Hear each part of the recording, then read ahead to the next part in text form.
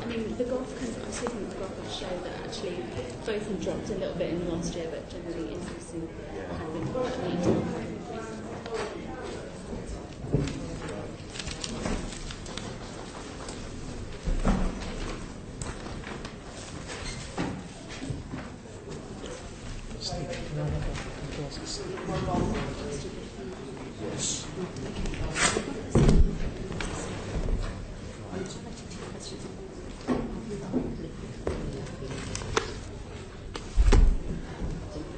So don't say Dr. Sullivan. But if you want to, basically.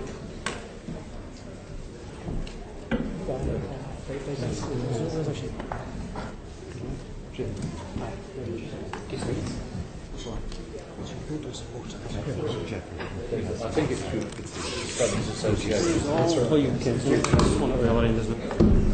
I'll try and find the paper. Met ministers on what map is? No, I don't know. Okay. Can you see it? She said, When did you do it? I didn't actually. I was only just an academia analyst.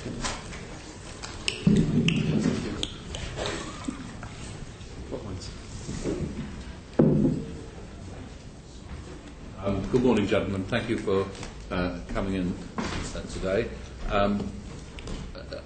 We've got rather a lot to get through, so with a panel of four, it sometimes takes a little longer. But if you feel that I've cut you off at any stage and you want to add something subsequently, please feel free to add comments in writing after today. For the record, I'd be grateful if you'd introduce yourself to the committee. Professor Jim Fraser, I'm Director of the Centre for Forensic Science at the University of Strathclyde. I'm David Hartson, I'm the Commercial Director at Salmart Forensic Services. I'm Alec Jeffreys, Leicester University human geneticist and developer of forensic DNA technology. And I'm David Richardson, and I'm the Chief Executive of LGC. Thank you very much. Can I first of all ask all of you, were any of you consulted by the Home Office prior to the FSS closure decision? No. That's fairly straightforward. In your view, did the government give sufficient consideration to the impacts on forensic R&D before it decided to wind down the FSS? No. I don't know what consultation they did around R&D, and clearly there's the ongoing inquiry to look into this, so I'm not in the best position to comment on that, I don't think. I would say no. There was a ministerial statement saying that the UK government was not interested in funding forensic science. They were certainly aware of the R&D work that was being done in the private sector, but beyond that, I'm not aware of any further consideration. Well, there does seem to now be a review of forensic science R&D, which sort of seems to come after the closure decision. Has it got any purpose, and have any of you been invited to contribute to it? We at LGC have contributed to that review. We had Professor Silverman round to see our facilities quite recently, and we put in a submission to that review, so we are involved in it, yes. Yes, we have also submitted a response to that review, but if I can make a couple of brief comments, that needs to be seen in light of comparing research and development with the rest in forensic science with equivalents in the rest of the scientific community and internationally, and the position is very, very bad. Yes, I have not been approached to give evidence in this review. Someone is providing a submission into the inquiry. Stephen. Thank you. One of the things that we have looked at, and I think is key to this whole thing, is whether there is actually a market in forensic science. Do you believe there is a market? Well, could I perhaps start? Yeah. I mean, obviously there is a market, and a very good example of that is the work we do on DNA, which is generating an exceedingly large industry worldwide. So I think the key thing with forensic science is the new transformative discoveries that will be coming over the horizon, and whether the UK is positioned appropriately to be able to detect those and develop them, and specifically whether the sort of organisation we have within the FSS is well positioned to make those transformative developments. And I would argue that no, I don't think they are. Perhaps I should have added a viable market. So the question is there a market for forensics? Is there a viable market for forensic science? There absolutely is a viable market, certainly from our perspective as a commercial provider. This is a market in which we provide forensic services currently, and we're working with 50% of the UK police forces. Okay. We would agree that there's undoubtedly a viable market. I mean, not only are we also working with all the forces in England and Wales, but we've been able to do that in a way that we think has contributed significantly to improved service levels, improving quality, because we're all accredited to ISO 17025, and also we've managed to drive costs down quite significantly. And I think the paper that came out in December 2009 about protecting the public supports exactly that. And is that market totally driven by police spending, or are there other factors? The UK market for forensic testing is largely driven by police expenditure. Similar services are provided to other customers, but essentially, yes, it's driven by police expenditure. Yeah, that's very much our experience as well, although there are increasing opportunities overseas and also a number of opportunities outside of direct police market. What I would say is that it's important that that market has stability for the future. If the private sector provision is going to continue to invest at the levels it is doing at the moment. And I know the committee looked at the issue of police insourcing of forensics work when it last met, and doubtless will look at that again. And I think that's an important factor in the sustainability of that market. And do you see it as a shrinking market, in not necessarily the actual science itself, but the amount that is being spent outside of police forces? Have you experienced that, and do you see it as a shrinking market? We absolutely do see it as a shrinking market at the moment. This has been influenced by a number of factors. One is that the procurement exercise that's been ongoing for a number of years has been driving down prices, so the amount of expenditure is affected as a result of that. We also see that there is a restriction on expenditure as a result of public procurement and public expenditure restrictions at the moment. So overall, there's absolutely been a reduction. We're also seeing some in-house work provided by police forces, which again is restricting the amount of external expenditure. And that's the same with yes. I mean, I think the Minister said quite recently that the market had come down from around 170 million to about 110 million. That, of course, is simply the market that is currently outsourced by the police, not all the stuff they already do in-house. And has that affected your businesses? And I suppose if it has it affected your profitability? Well, it certainly affected our business in the sense that we're carrying quite a large amount of spare capacity at the moment, which we've continued to maintain with initially the continuing tendering of work being expected, and now, of course, in the light of the decision to close the FSS. So it's had an effect on us from that perspective. Okay, and the final question, has the National Forensic Framework Agreement caused fragmentation of provision and competitive pricing at the expense of scientific rigour? We would absolutely say that it hasn't. It hasn't. I mean, LGC operates in a number of scientific markets. Forensics is not the only science market we operate in, and scientific rigour is at the absolute base, the foundation of everything that we do, both in forensics and also as a National Measurement Institute, which we also are. So, no, it's not impacted.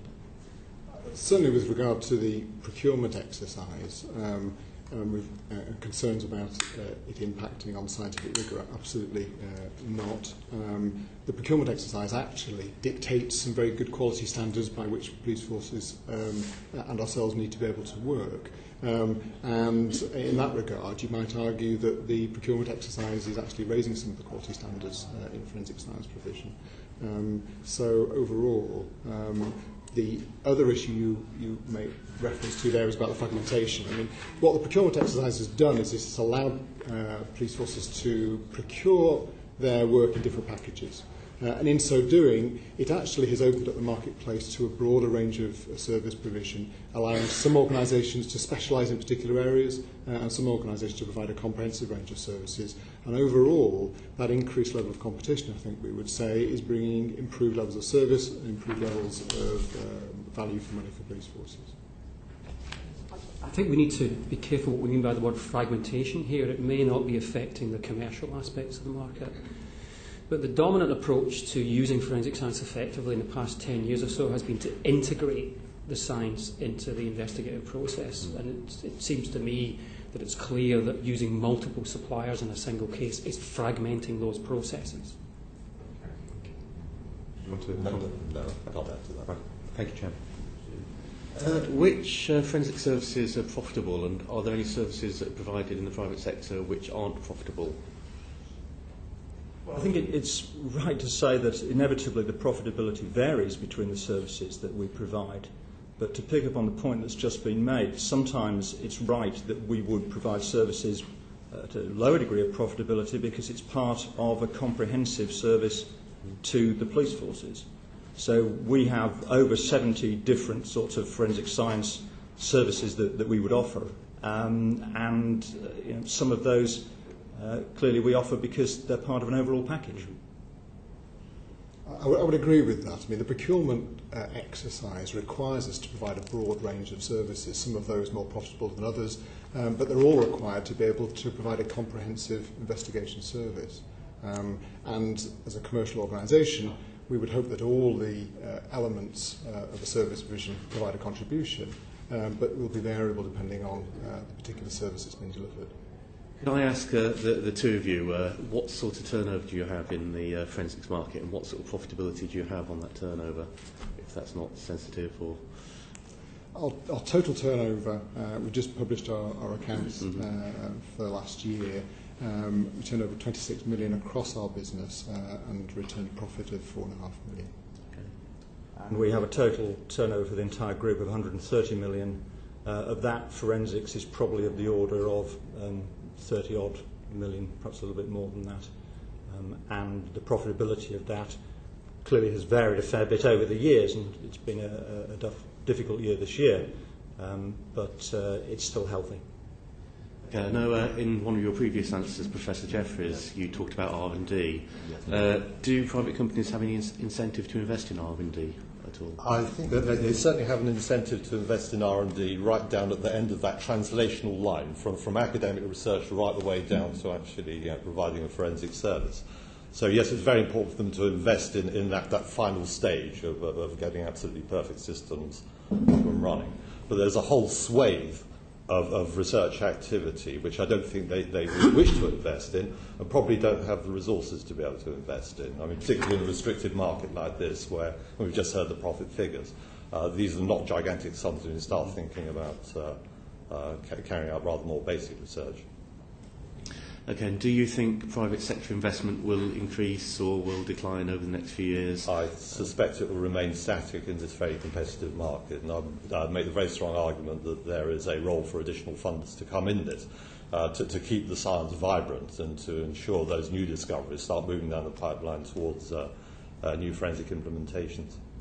Perhaps I could comment on just some of the research that we're doing at LGC at the moment. I mean, we spend between 5 and 10% of our forensics revenues on research every year. We've currently got about 230 research projects underway, of which over 70 are in forensics alone. We collaborate with 24 different universities and academic institutions. We've published 81 papers over the last year or two, of which 25 have been in forensic science, and a very large number of technical notes as well. So from our perspective, we see investment in R&D particularly at the front end, but throughout the research chain has been very important both to our credibility as a provider and, frankly, to our commercial success in the longer term. Okay. And I would agree, the delivery of forensic science for us as an organisation it's absolutely vital that we continue to bring the best quality science through to delivery of services.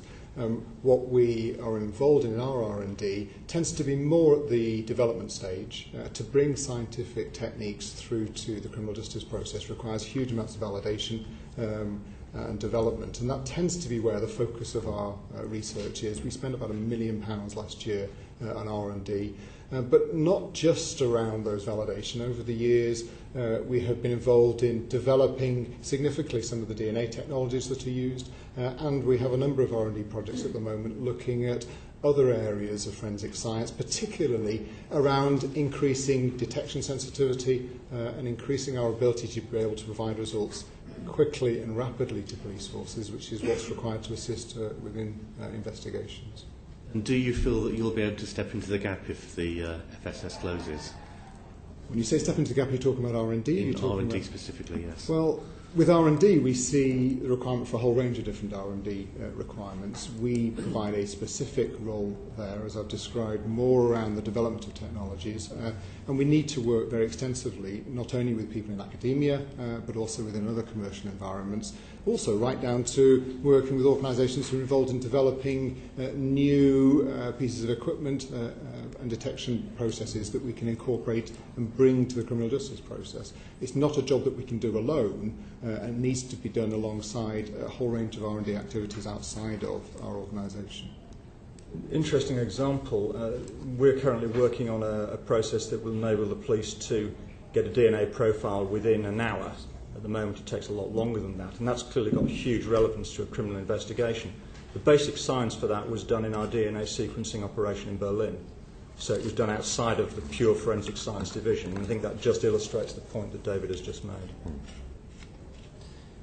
I think it's important the committee has a clear understanding of the kind of research and development environment here. If you take, there are three important perspectives, I think. The first one is international.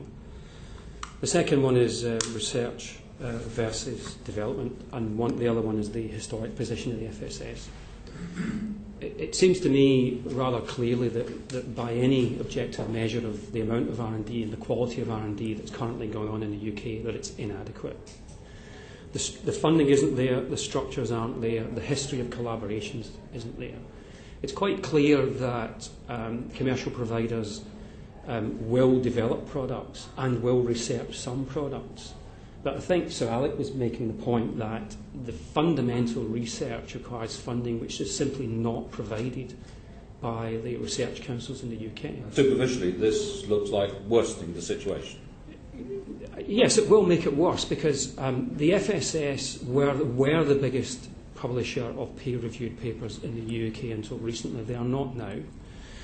But of course, they were in quite a privileged position because they had access to Home Office money that the other private providers did not have. So unless the current commercial providers are going to provide those funds, there will be a gap there. But if you take the perspectives of the European Network of Forensic Science Institutes as a first one, they set up a research and development committee in 2006, which I chaired. The formal position of that committee is that the level of research is inadequate, the quality of research is inadequate, and the focus of the research is wrong. There is a lack of strategy, there's a lack of leadership, there's a lack of funding. And if you take one more external perspective, the international perspective, and look at the National Academy of Sciences report, which was published in 2009, I think, it's quite clearly set out in that report that the situation in the United States is desperate. It's desperately bad. Now, it is much better in the UK, but if you compare it to the rest of science, if you compare it to the research in general science, forensic science outputs are behind by orders of magnitude. You know, a typical university, or let's say a good university working, say, in biotechnology, might produce a few hundred peer-reviewed papers in a year. And the outputs that we're looking at in forensic science are a few hundred peer-reviewed papers in a decade. There's a huge difference. Thank you.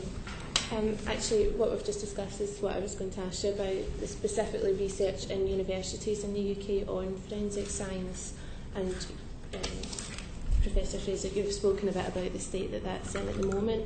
Could you maybe talk a bit more about what impact the closure of the FSS will have on that research? It's hard to predict, but it certainly won't improve it in any way, because they historically produced a great deal of research, but their funding, the research outputs have been dwindling. I mean, from what I can see, the figures are very difficult to get because you have to use search engines, and the precise means that you use to search determines the figure. But the figures that I produce for this committee are sufficiently useful to make a comparative judgment. But to give you an idea of the FSS research outputs for last year, they're more or less the same as the centre that I run. So 1,500 people versus 9 academic staff and fewer than 20 researchers. It's a tiny number of publications. Many of them are not peer-reviewed, and the baseline that we have to measure this against is peer-reviewed papers, because that's where the new knowledge comes from that needs to link into knowledge translation and development in the commercial providers. So the academic sector needs to produce that new knowledge, which is then recognised as potentially valuable in all sorts of dimensions, one of which would be commercially. To do that, you need effective collaborations, and there is no history of effective collaborations. Furthermore, the enormous growth in forensic science programmes in the UK in recent years has led to a rhetoric about research which is simply not supported by any data. Most universities have published almost nothing in forensic science. There is no real tradition. The numbers are just extraordinarily low, and many have published no papers whatsoever in 10 years. So there's a need here to develop a culture of research. There's a need for funding. There's a need for some form of agreed strategy, and there's a clear need for leadership in order that this supports the criminal justice system. The research councils talk a great deal about impact of research. Well, what could be more impactful than criminal justice? What could be more interdisciplinary than forensic science? It is fundamentally, by definition, an interdisciplinary business. It links policing, investigation and criminal justice to science and other areas of activity, and yet it is mentioned, the word forensic is in the last 5 annual reports of RC UK on 2 occasions. And there's virtually no funding. Yes, could I pick up on that? Just give you a perspective from Europe, where forensic laboratories tend to be embedded firmly within universities and medical institutes, where the European Union has recently awarded about 6 million euros to create a virtual forensic institute spanning Europe. And if you look at the sort of science proposals in there, which are aimed towards eventual forensic implementation, they're very exciting, they're imaginative, and it's an area which the FSS certainly used to be involved in, maybe about a decade ago, but that interest and that sort of intellectual entitlement seems to have vanished entirely from the UK scene. So very exciting things like trying to identify someone's name from their DNA, things like trying to identify the age of a bloodstain contributor, trying to predict physical appearance of an individual. I mean, these are all very exciting potential developments for the police. They're almost off the radar now in Britain. And I think that's absolutely tragic, given the fact that this country is one of the great powerhouses of DNA research, of medical DNA research. And certainly one of the things I haven't been able to detect in looking through the FSS collaboration, there's any clear indication that they're actually hooked in with some of these truly gigantic and powerful organisations we have within this country. So I think there's some real missed opportunities going on in the UK. Just out of interest, in the 2 private sector organisations here, how many of your employees would be working, would have single disciplinary qualifications? How many would have forensic science degrees? I'm not trying to create a gap between the 2 sets of witnesses here. I'm not sure I have the numbers to be able to provide an answer to that. What I would say is that our preference, generally speaking, is to recruit people with good science degrees as opposed to those who've gone through a first degree that is forensically motivated. About 12% of our staff have got PhDs, about 60% overall are graduates, I would agree entirely that our preference is very much to recruit good scientists with good science degrees rather than people necessarily from forensic science courses. Can I just come back? Clearly, delivering science is important that we have a high scientific content. 70% of our staff are active scientists. Isn't this something the university sector need to think about in terms of supplying the needs of the market? Yes, unfortunately, I mean, everybody watches CSI now and wants to become a forensic scientist, so they go to universities, they're given a choice of around about 400 degrees, most of which, quite frankly, are worthless, with forensic in the title. And our colleagues both sides are absolutely right that you need to recruit chemists, physicists, engineers, IT specialists, and so on, and then adapt them into the forensic arena, not the other way around. I completely agree with that. Yeah. Sorry to interrupt, Anna. No, that's okay. Professor Fraser, you seemed quite clear in your response to my question that the closure of the FSS will almost certainly have a negative impact on research and development. Can I just ask, is there any possibility in your mind that the dominance of the SSS may have prevented growth, might have provided a barrier to growth of R&D in the sector? Yeah, I think that's an issue as well. I think it's hard to know whether it's the FSS in that. You asked the question specifically about the FSS. In their recent guises, in their recent, as they became an agency, they're quite a difficult organisation to work with when it comes to research. They're very protective. And we've had instances where the research has just fallen by the wayside. So I think the move towards a commercial organisation has restricted their research focus and restricted their willingness to exchange information. I mean, there is a requirement that these collaborations are really quite difficult to manage, but not impossible. You know, if you look at a company like Philips, they have a huge R&D program. They work extensively with universities. They're very effective at exchanging information, both for research and development. So it's not impossible. But the research culture in the UK at the moment cannot support those collaborations. The trust isn't there, the understanding isn't there. Yeah, could I just pick up on that? Another problem is if you visit the website or annual reports of any respectable research organisation, the first thing you come across is very detailed information on the research projects and so on. That's crucial. That's the shop window. That's what gets the message out and starts building up collaborations. I've spent a considerable amount of time on the FSS website and looking through annual reports, and there's virtually nothing. Nothing at all. And I think that's a real concern. So I think one of my real concerns is the effectiveness to which FSS is interfaced with academia in a two-way process. And I have doubts about that. So transparency and peer review as well. I mean, are they running their science program in a way that I as a scientist have to do? Everything I do has to be peer reviewed, judged by my peers, and if it's deemed appropriate, I'll get the funding. And I'm not sure, again, that culture is fully pervading the forensic sciences in this country. Can I ask each of you, how much responsibility then do you think that the research companies have in fostering this new era of collaboration in forensic science? Well, perhaps I could start on that. The major charities do not support forensic science. The research councils, by and large, don't. The Medical Research Council explicitly doesn't, as far as I know. There has been some ad hoc funding over the years, for example, from EPSRC, but it's very ad hoc. I know of a number of forensic scientists, academic forensic scientists, the research they do has to be paid for on the back of casework income that they generate. It's a very ad hoc way of doing the science. So there is no central forensic budget in this country that I'm aware of. But should there be? Yes. Yeah.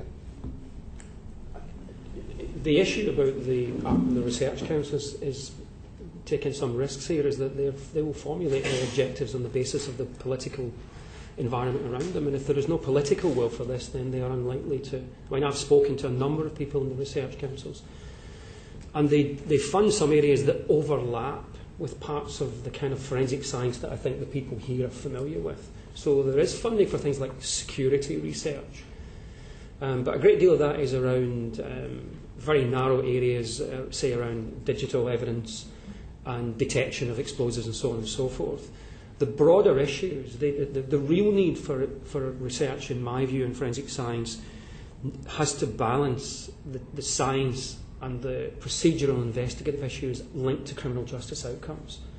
And that's not a proposition that any research council will respond to, and I don't think it will respond to until the political will is developed that shows that that's something that's desirable. I'd like to just pick up on that. I think that the linking of that research to the actual use of this in the field by the investigating team is absolutely critical.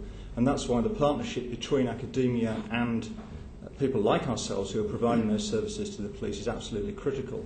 And really just to link this back to the question of the market that we touched on earlier on, we need to have a stable market of a sensible size that will encourage the private sector to invest in those research and in particular development activities if we're going to have a sustainable and really meaningful R&D operation in forensic science in the UK in the future. I'd only add that we will continue to fund the very targeted R&D and validation work that we do, but that really can't be done in isolation with other organisations, and we would absolutely welcome some more centralised funding. And finally, I just wanted to ask about the future of forensic science, of our forensic scientists in the UK. Do you think that the closure of the FSS will have a major impact on the next generation of forensic scientists in the UK, being a major employer? Well, yeah, I think it's going to scare off the new people coming to the field. There are many people going to universities that want to study forensic science. They're suddenly realising they're in a market where the opportunities for employment are dwindling. We've certainly seen in the context of the closure of the SSS, or pending closure, some real howls of anguish from the young people out there. So yes, I think it will choke off opportunities and development in forensic science in the future. I think the situation's inflated anyway. There's a fashion for forensic science at the moment that is frankly unhealthy. Most of the educational programmes are driven by the business needs of universities, not by the needs of employers. It was inevitable that this boom would bust, and maybe this is the point when it's quite plain that the employment opportunities are much more limited, and the market will then settle down to something more realistic, and that the people coming into it will go into it with some realism about what forensic science is and what kind of education they need. As far as the future for forensic scientists, the private marketplace will absolutely expand to provide additional opportunities for forensic scientists, and that will come from taking on some people with existing experience, but also the private sector is very much involved in developing our own forensic scientists, taking people with good science degrees and providing training so that they are able to provide and apply those scientific disciplines through to forensic science. So we will play a part in doing that, and I would certainly say from our perspective, I hope that the opportunities for forensic scientists that we're able to provide will provide a good future and opportunity for them. And I would agree with that. In addition, I mean, there's a lot of very good science being done within forensic science and more widely. So the opportunities for the forensic scientists that do come into our industry, I think, are just going to get better. And Professor Jeffries already suggested there's some very interesting developments out there. So it's going to be a good place to have a career. I've no doubt about that at all. Thank you very much. Chairman, you've actually touched in your answers, particularly Professor Fraser, that you've given already to the issue I was going to raise, which is collaboration between the FSS and academia and private companies. Could I invite you all to say a little bit more about how you think the change in the FSS to a more commercial entity affected its collaboration? You've already touched on Professor Fraser. Do you want to elaborate? Just expand on that and make the answer slightly more general. There is an issue here, and I need to say that I don't have any particular provider in mind when I make these comments. The centre I am involved with is in a chemistry department. The chemistry department has very strong links with industry. It works with big pharmaceutical companies and so on. It has no difficulties working with them. Yes, they have commercial issues. Yes, there are issues of intellectual property and so on and so forth. But universities know how to deal with that. It's not problematic, but it is problematic in forensic science. The market, the collaboration seem to be very immature. There seems to be an expectation that there is imbalance in the intellectual property. And so I have a concern that the commercial providers, in general terms, have to realise how this works. Now, those who are engaged in commercial science more generally will presumably be better informed about this. But some that are coming in as new forensic science providers are not very well informed, and they have to get smart about how to share, how to trust, and how then to make the research translate into development, which is where the benefits are going to come to the commercial world and to the criminal justice system. But Gavin's question specifically is has it got worse since yes, the restructuring of it has got worse. In relation to the FSS? In relation to the FSS, it has. So and there are general difficulties anyway. Sorry, that was... Okay. So there is a problem generally? There's a general problem, and it has got worse. The FSS are very protective about their information, and well, I probably should say no more than that. They're very protective. They can be quite difficult to deal with. Well, I can add just one fact to that I know about the FSS, and they do have ongoing around about 50 academic collaborations before we signed off. So how that compares with 5 or 10 years ago, I've absolutely no idea. Collaboration with other companies? No, these are academic collaborations. Looking down the list, I would again make the point that I see missed opportunities there. A lot of these collaborations seem to be aimed towards the very final stages of forensic implementation and of tweaking the technology and reflecting rather less the more upstream, potentially a lot more exciting areas that could actually generate major revenues in the future. I think it's fair to say from a commercial perspective, obviously the FSS is a competitor of ours in competing for contracts. We have probably found academic collaboration to be more fruitful. I would agree with that. Yes, I'm not in a position to comment on the FSS's position, but as far as we're concerned, as I mentioned earlier on, the future of our innovation is about being able to work with external organisations and academic organisations. I just want to pick up very quickly on a couple of things that came out of the questions that Pamela asked. You were making the point, Professor Fraser, about the lack of research council investment in forensic science, and you said that you didn't think that would change until there was a political will for it to change.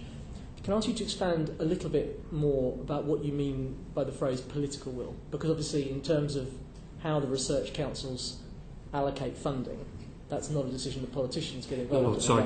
So what did you, when you said political will, what did you mean? Well, essentially, I mean in very general terms the aims of the government, the aims of the various political parties, but presumably the government. They will be stating it. For example, many of the areas of research, quite understandably, are on things like ageing, climate change, because these are matters of considerable importance.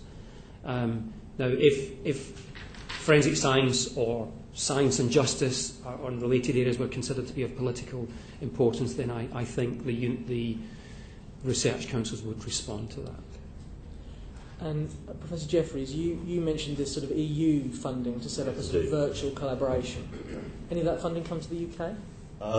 Yes, to 2 groups, neither of whom I believe are directly involved in the sort of hard science aspects of it, bioethics. Is the problem, Professor Fraser, the lack of clarity about who the customer is in forensic science? It may be that is one of the issues. The research that I think needs doing needs to blend the science, the policing issues, and the issues to do with the impact that science might have in criminal justice. For example, nobody knows the contribution that forensic science makes to criminal justice. I'm not aware of a single research study that has examined that issue, and yet we all believe and have a positive kind of view of it, because in individual cases it can be incredibly impactful. But let's take a slightly different approach and say, well, what difference does it make in, say, volume crime, in inverted commas, in burglary, in car crime? What difference would investment in forensic science? We don't know the answer to that question. And in a time when we're looking at, constrained budgets and reduced funding, it may well be that there's more sense in investing in that than there is investing in other things. Could I perhaps just make a comment on this? I mean, we've commissioned some independent research, and just a random statistic from that. A single Police and Criminal Evidence Act DNA sample that provides a profile costs about £270. We have estimated that can save up to about £700 in police time and about £800 in court time if it leads to a guilty plea. So it's about 90% of the court's time if there's a guilty plea. So it's an individual statistic plucked from the air, but I think it's just indicative of exactly the point that Professor Fraser is making. Final question, Chair. I just wanted to ask a little bit about mentoring of people coming into forensic science. One of the points that was made to us by FSS staff was that because of the breadth of the work that's done there, that there is a huge opportunity in terms of mentoring new people to the profession, essentially. Do you believe that the private competitors have the capability to train and mentor forensic scientists in the same way? Have you got the scale of operation that allows you to do that? Could I start, because I'm not in a private company? The answer is absolutely yes, and they do it all the time. And we have over 550 people in our forensics division. We're accredited in 6 laboratories, a huge range of methods. We absolutely are able to do that. When you look at our staff, about 50% of our staff have over 10 years forensic experience. They bring that experience to the new people that we're training, and all work involves peer review. Thank you, Chair. Can I ask each of you, in your opinion, what country or devolved administration has the best model at the moment for forensic science provision? And is this something that we should or could emulate? Well, I've raised the European model already. I mean, first of all, I don't think there is a perfect country. They're all flawed, and forensic science right across the world is significantly underfunded. But in the United States, I mean, they recently took the view that despite a major commercial presence there, that there was importance for federal government to play a proper role in the provision of forensic science research, and that's led to the creation of the National Institute for Forensic Science, and I think that's a very good model, rather analogous to this virtual forensic institute in Europe, that deserves very serious consideration for the UK. It doesn't have necessarily to be an enormously expensive activity, but an activity where you're properly interfacing with academia, getting these interesting new ideas coming through, and then also fully interfacing with the commercial sector. And I think that would give potentially a very effective conduit for new forensic developments. So in that case, keeping it as a government institution which works with the private sector but wouldn't necessarily be a government... Yes, exactly what's happening in the States I don't know, but that was certainly the sort of model I'd envision for the UK. Okay. Can I just ask what you agree? Yeah, I mean, I think my own view is that the UK, I agree that there are improvements that could be made undoubtedly, but I think the UK has a very good model. And just 2 examples. We do work in Germany. The required turnaround time for a PACE equivalent sample in Germany is something of the order of 6 weeks. The fastest you can get it done in the US, and I got this directly from a very senior sheriff quite recently, is about 6 or 7 days. We regularly do it in 3 days. We can do it in a day, and we're working on technology that will do it in an hour. And that is the difference between our model in the UK and what it has produced and what other people do. So I take it you mean England and Wales? I beg your pardon, in England and Wales, of course, okay. yes. And also prior to the FSS closure? Well, I can only speak about what we've been doing, but certainly the FSS are part of delivering that very quick service. Yes, they operate to the same requirements that we and our competitors do. Thank you. I can't speak for a number of other countries, but we do provide forensic services in the United States. And there is very little use of the private sector. And as a result, there are enormous backlogs. It's not uncommon for rape investigations, for example, to have to wait over 6 months before work might start. What is unique here in the UK, and certainly in England and Wales, is not just that we have a private sector providing services, but actually that we provide some of the highest levels of customer support, some of the quickest turnaround times, and some of the highest levels of sensitivity for analysis. So I think that the model that operates here has delivered some very good quality services for police forces. I think historically and probably currently, England and Wales is the highest level of the highest quality forensic science in the world, and that's widely perceived around the world as well. I think there are interesting emerging models in Australia and the United States. I think it would be very interesting to see what will happen, because the National Institute of Justice is now funding research and development and standards and accreditation, so it's a very expansive programme. I would foresee that more sophisticated forensic science is going to come from the United States, and it may well be in the future we'll be taking the lead from the United States. Thank you. And finally, the information that we've been given over the period of the inquiry has led us to believe that the FSS was quite a heavy hitter on the international stage as well as in the UK. Can I ask, what is your impression of the impact that this closure has had internationally? The response that you've doubtless seen in the press and so on from the international community has been one of extreme alarm and astonishment at the closure. But I think that there's a sort of legacy issue here. The Forensic Science Service, in my view, their golden days were back in the sort of 90s up to about the year 2000, where their contribution, particularly in development of DNA techniques, national DNA database and so on, was exemplary. But that legacy has sort of drifted away a bit, pretty well in parallel with the shift towards full privatisation. So, yes, it's sadly fading. Anything I'd like to add? Thank you, Jim. I want to come on to the issue of police in-house forensic labs. Are there any benefits to having them?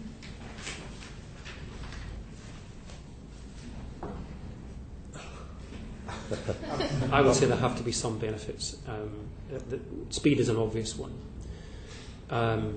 And it's already came up, but one of the major differences between England and Wales and the rest of the world is the very, very fast turnaround times, which are a consequence of the relationship, the positive aspects of the relationship between the police and forensic science providers.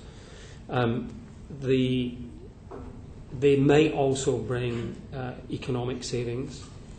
The potential downside is that they must be done to the same quality and standards as the laboratories that are providing the analytical services. It seems to me that to not do so would present an unacceptable risk to criminal justice. So I can see some benefits, but there are things to be managed. I think our experience of providing cost-effective, high-quality forensic services is actually to concentrate your efforts in a limited number of facilities, and that's one aspect of being able to deliver profitable forensic services.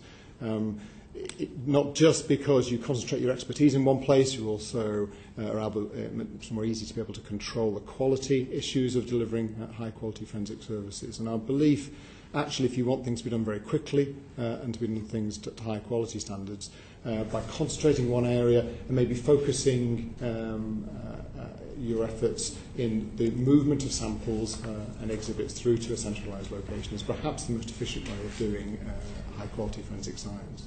Is that a no? I think that Jim raises some relevant issues around speed, and it's true to say, as you will be aware, that police forces do all their fingerprint analysis in-house currently.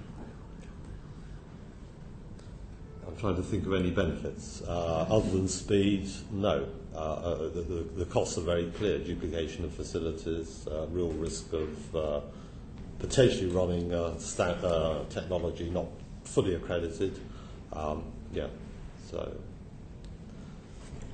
I'd certainly agree with the comments that have been made about the importance of accreditation. The regulator has suggested that police laboratories would need to be accredited by 2015. Frankly, I do not think we can go through the next 4 years with moving work back from accredited facilities, where it's being done at the moment, to non-accredited facilities. The only other point I would make is that we do work very closely with the police laboratories as well, and they, to my mind, they do provide very important input to the process, particularly at the front end. So successful provision of forensic services is about working closely with the police, including the police labs. You in your earlier response on mentoring seemed to be arguing that it was the scale of your operation that enabled you to have that all-encompassing mentoring, bringing people in with individual specialisms and developing them into forensic scientists? Surely a relatively small police laboratory couldn't do that. Well, I think it's a challenge for them, undoubtedly. I mean, we do. Have you any evidence of it happening in the way that is comparable to what you pride yourself as happening in your own company? We spend a lot of time talking to police scientists and helping to bring them and keep them up to speed with the latest techniques that we're developing, the things that we're doing. That's very important to us because a key issue is about the screening of evidence before it comes to us for testing. So quite often what you will find is that the police, in terms of recovering that evidence, will be making very important decisions about where they're likely to be able to gain particularly DNA evidence. And they must be aware of the latest things that we're capable of doing so that we don't miss opportunities to add to that evidential, the evidence that's available in any given case.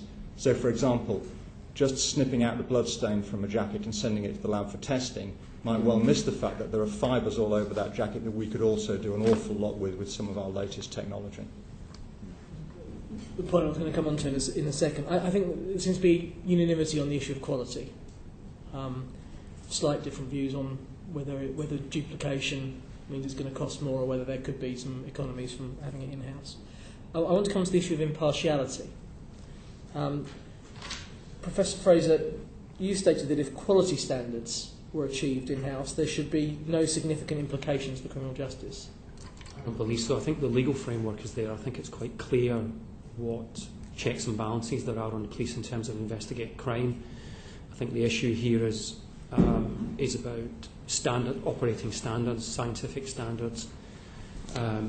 Much of what I don't have much information about this. It's quite difficult to come by information about what the police are actually doing and not. I know that the Metropolitan Police are either now accredited or very soon to be accredited, but finding out what's going on elsewhere is more difficult. And I'm talking systematically rather than about any individual police organisation. If those two things are in place, then the dominant way in which forensic science works in the UK, which is about a productive collaboration between investigators and scientists, will be maintained. The transfer of information, as has already been alluded to, is critical to that, both for the choices of the scientific analyses and the contextual interpretation of the evidence. The breaking of that chain, or the fragmentation of it by poor processes or poor standards, will mean poorer evidence going into the criminal justice system. Professor Jeffries, you take a different view on this issue. Yeah, this is a very tricky one. I raised in the written submission the issues of impartiality or otherwise with the police doing it in-house, but I really can't comment beyond that without knowing, in these sort of potentially rather new laboratories that are developing, just how these interactions are going on within the lab. So, I shall pass on that, thank you. Else want to comment on the issue of impartiality? Well, I think all I would add is that I think both the McFarland review and research and comment in the US has raised the question, but I couldn't comment on the specific at all. I just want to end then with the issue of market distortion. We have some figures in front of us about the trends in the external market and internal forensic spend by the police, which show a sort of gradual increase over the last 5 years on internal spend and a small decline in the external market. But the figures that I think Mr. Richardson referred to at the start of the session, we had in our previous evidence session, that in year we've seen a sort of decline from 170 million external spend down to 110 million. Do you have any evidence of what the trend in year has been in terms of the internal spend? In other words, that 60 million decline, how much of that is just a decline in total spending on forensics this year, and how much of it is an increase in internal police spend? I don't have any access to that information. Our belief, it is our belief, is that there has been something of a reduction in total spend, but we are undoubtedly seeing more work being brought in-house. Similarly, we have no figures on that at all. Let me ask the question another way. Stephen earlier on asked you whether you felt there was a viable external market, and you said that you were confident there was. What level would that external market have to decline to for your answer to change? Is there a sort of minimum? Do you take the view that there is a minimum size of the market, or this trend can carry on and it wouldn't cause a problem? Well, I think perhaps I'll pick up on that first. I think you have to relate two things into this. The first is where you're putting the boundary of the market. So, for example, if one was including fingerprints, within that it's a much bigger market. The second point is it's about the number of providers in the market. You need to have a number that makes sure that it's a very competitive market, and I believe it is at the moment, and I think the evidence is there both in terms of improvements in service levels, but particularly the reduction in prices over the last few years. But if there are too many providers chasing that market, inevitably that is going to result in further providers failing. And one might argue that the FSS's situation, losing £2 million a month, according to the Minister, is a product of that situation. So we would say, I think, two important things. One is that the market, if the market decline is unarrested, that is going to be a problem undoubtedly. And the second is that bringing lots of new suppliers into this market, particularly if the accreditation is not absolutely rock solid, is going to be a problem. Thank you. I don't think I can answer a question around what an actual level should be where it doesn't become viable. What I would say is that, yes, absolutely, we've seen a decline in the market. And as we sit at the moment, the most important thing for us is having some level of certainty as to what the market size is likely to be. Clearly, there is an issue at the moment about the capacity that the FSS currently has and how that's going to be accommodated. We, and I'm sure other private service providers at the moment, are poised in a position to be able to make investment, to be able to provide the sorts of additional capacity that's required. But to make those investment decisions, we really need to have some understanding of where the market's likely to end up. Thank you. So, Alec, in your written submission, you suggested, you put a detailed alternative forward that suggested maximising the transfer of the profitable activity to the private sector whilst moving the rest of the FSS back to the Home Office. I guess from what you said earlier, that's similar to the model that they've done in the US recently with this institute. Would the other members of the panel agree as that sort of model as an alternative to closure? Could I just say that in the United States, as far as I know, they haven't done precisely that, but nevertheless they are creating this entity firmly rooted within the public sector, which underpins really new developments in forensic science. There's a similar model emerging in Australia where there's a national institute which is linked to not just research and development but standards and operational development, so it covers a very wide remit.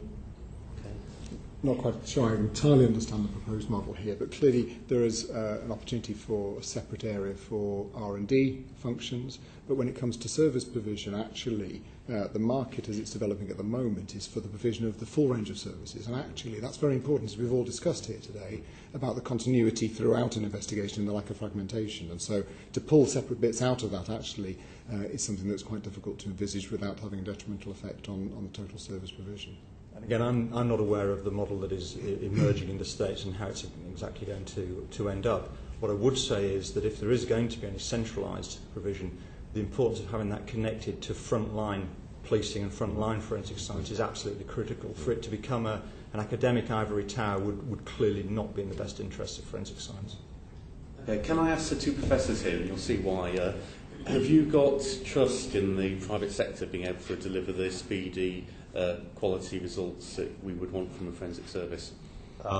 They are perfectly capable and they do deliver exactly those results using current technology. The question is, 10 years down the line, where the technology could be radically different, where we haven't invested in this country, will they be able to run with technologies that are almost certainly going to be developed abroad? And I suspect the United States is rapidly going to become a major driver in this game. If you look at the technology, certainly on the DNA side, that the people are using now, it's actually terribly old-fashioned. It's around about 17 years old. Technology that in the academic area, very few people actually do work in this way. So it's already creaking a little bit. We're locked into that technology because of the National DNA Database, but just to emphasise the point that the science underpinning this is exceedingly rapidly evolving. And I'd hate to make any sort of guesses as to what might be coming over the horizon 5 or 10 years from now. The key thing is for Britain to be properly positioned to be able to use it, and ideally that these developments come from this country. I would endorse the comments that Sir Alex made, and perhaps add this dimension. Firstly, I have no concerns about the private suppliers. They are working to a very high standard, and there are considerable benefits that derive to the criminal justice sector on that basis. But perhaps just pick up on Sir Alex's example of new technology. The criminal justice system, the courts, continually have difficulties in responding to new technology. They continually have difficulty responding to novel science. It's not unique to the UK or to England and Wales. It's the same around the world. And I would like to see something where I fully endorse also that any research and development should be, or certainly the development should be strongly focused on operational benefits and benefits to policing and benefits to criminal justice. But I can foresee a situation when new technology comes along and there is, eventually a serious problem with that technology, because the general response of the criminal justice process is that it waits and it waits and it waits until there's a problem, and it's usually by that time a big problem, rather than something that I think these things should be considered carefully managed into the system rather than retrospectively considered after an issue arises. Very, very quickly, if I may, to Mr. Richards and Mr. Hartsell. If parts of the FSS business was marketed as a single entity, would you contemplate tuking staff across to you as part of the package? Talking about acquiring sections of the Forensic Science Service. At the moment, there are various different options on the table as to how the work currently with the FSS might transition. And clearly, in the scenario you're talking about, where if parts of the work were to transfer over, then TUPE legislation would apply.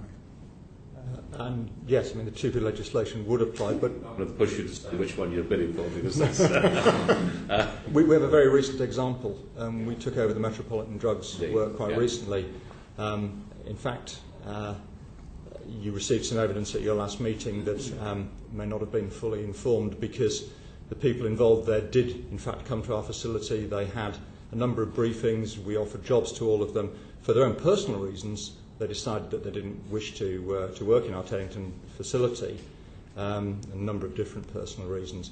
But those jobs were made available to them. So yes, we would absolutely stand behind that. Second very quick question. One of the resources of the FSS is this huge archive in Birmingham. What would happen to it if the service disappears? Well, I think it's important to understand the archive belongs to the police. The FSS look after it. We look after some elements of the police archive as well, and they can ask for it to be returned at any point in time. So we believe that it would be perfectly possible for that archive to be run and administered by the private sector. And indeed, the experience that we've got in a number of cold cases, Rachel Nickel, Damilola Taylor, is we're used to working with that necessarily FSS archive. Would you concur with the view that it's important that archive is kept together as a single entity? We think that various models could be made to work. I don't think it necessarily needs to be a single entity, but clearly it would make administration easier. There are two parts to this archive. One is around evidence, and one is around the case files associated with those. The more common approach nowadays is for evidence to be returned to police forces, but case files would remain with the supplier. There are arguments for both approaches to be considered when looking at this current archive, but there's no reason why it couldn't be maintained either in the private sector or by MPIA, for example. Final question. How can you make a profit out of cold case work? In the same way we'd make a profit out of all the forensic work that we undertake. There seems to be a misconception that the private sector won't do complex casework or do cold case reviews. Well, tell us, how do you make a profit out of it? Well, just as with all forensic work, the work is charged according to the work that's undertaken. And that's no different really in a cold case as it would be for any other forensic case that comes to us immediately after the offence. There are product codes associated with delivering certain services, and some of them are hourly codes. It's more likely in a cold case review that you might be doing hourly codes. But let's not forget that much of the cold case review actually involves, as far as the scientific developments, going back and redoing some of the work with modern advancements in DNA technology. And all those techniques are currently applied in everyday cases nowadays. I would agree with all of that. I mean, it really is just a case of applying new thinking and perhaps new strategies and certainly modern techniques to some of this material. And indeed, there's been an ongoing review of cold cases over the last few years, and a number of those have become public in terms of successes that have been had with reinvestigating old material. Thank you, gentlemen. Move on to our second panel.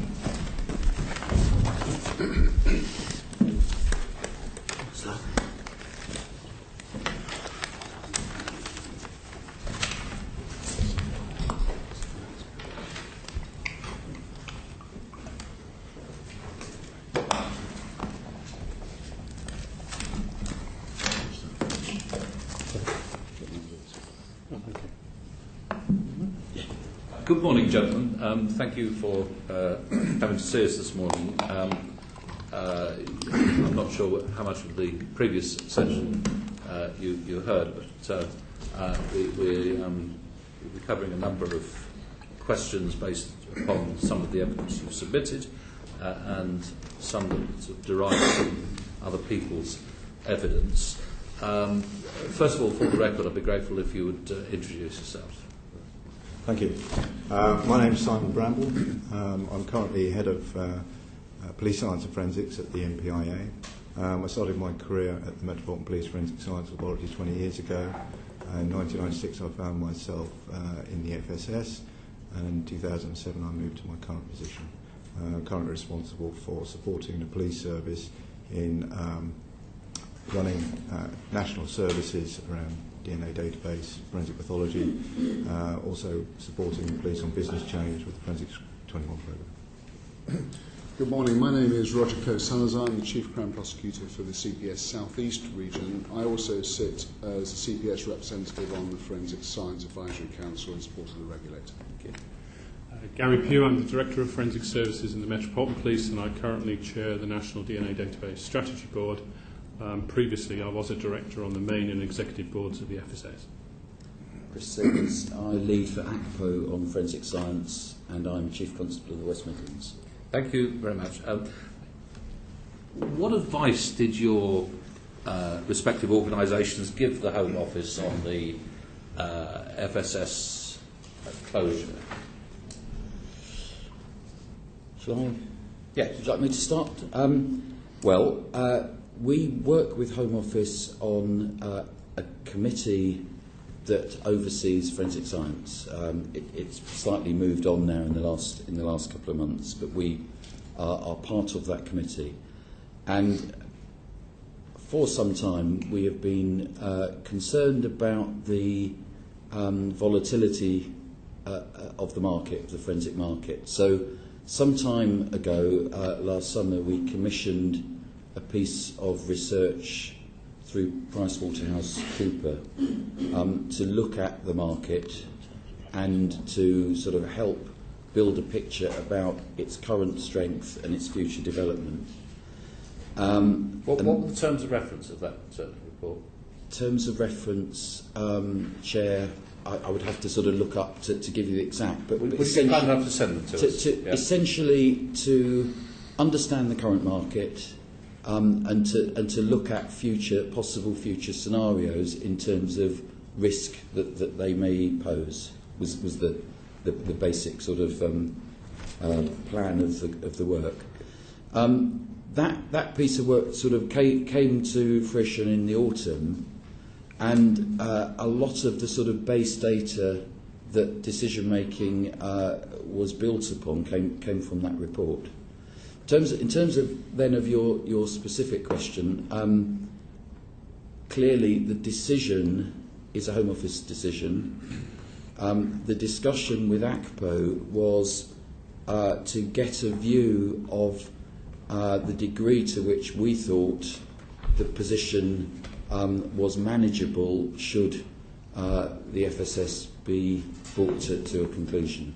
You didn't press them to close it? Absolutely not. It very, very clearly is not our decision. But it was very much about the consequences. The other panellists? Yes, I would echo Mr. Sims' views. I've also contributed to the PwC report and the discussions around that report in terms of the current development of the forensic market.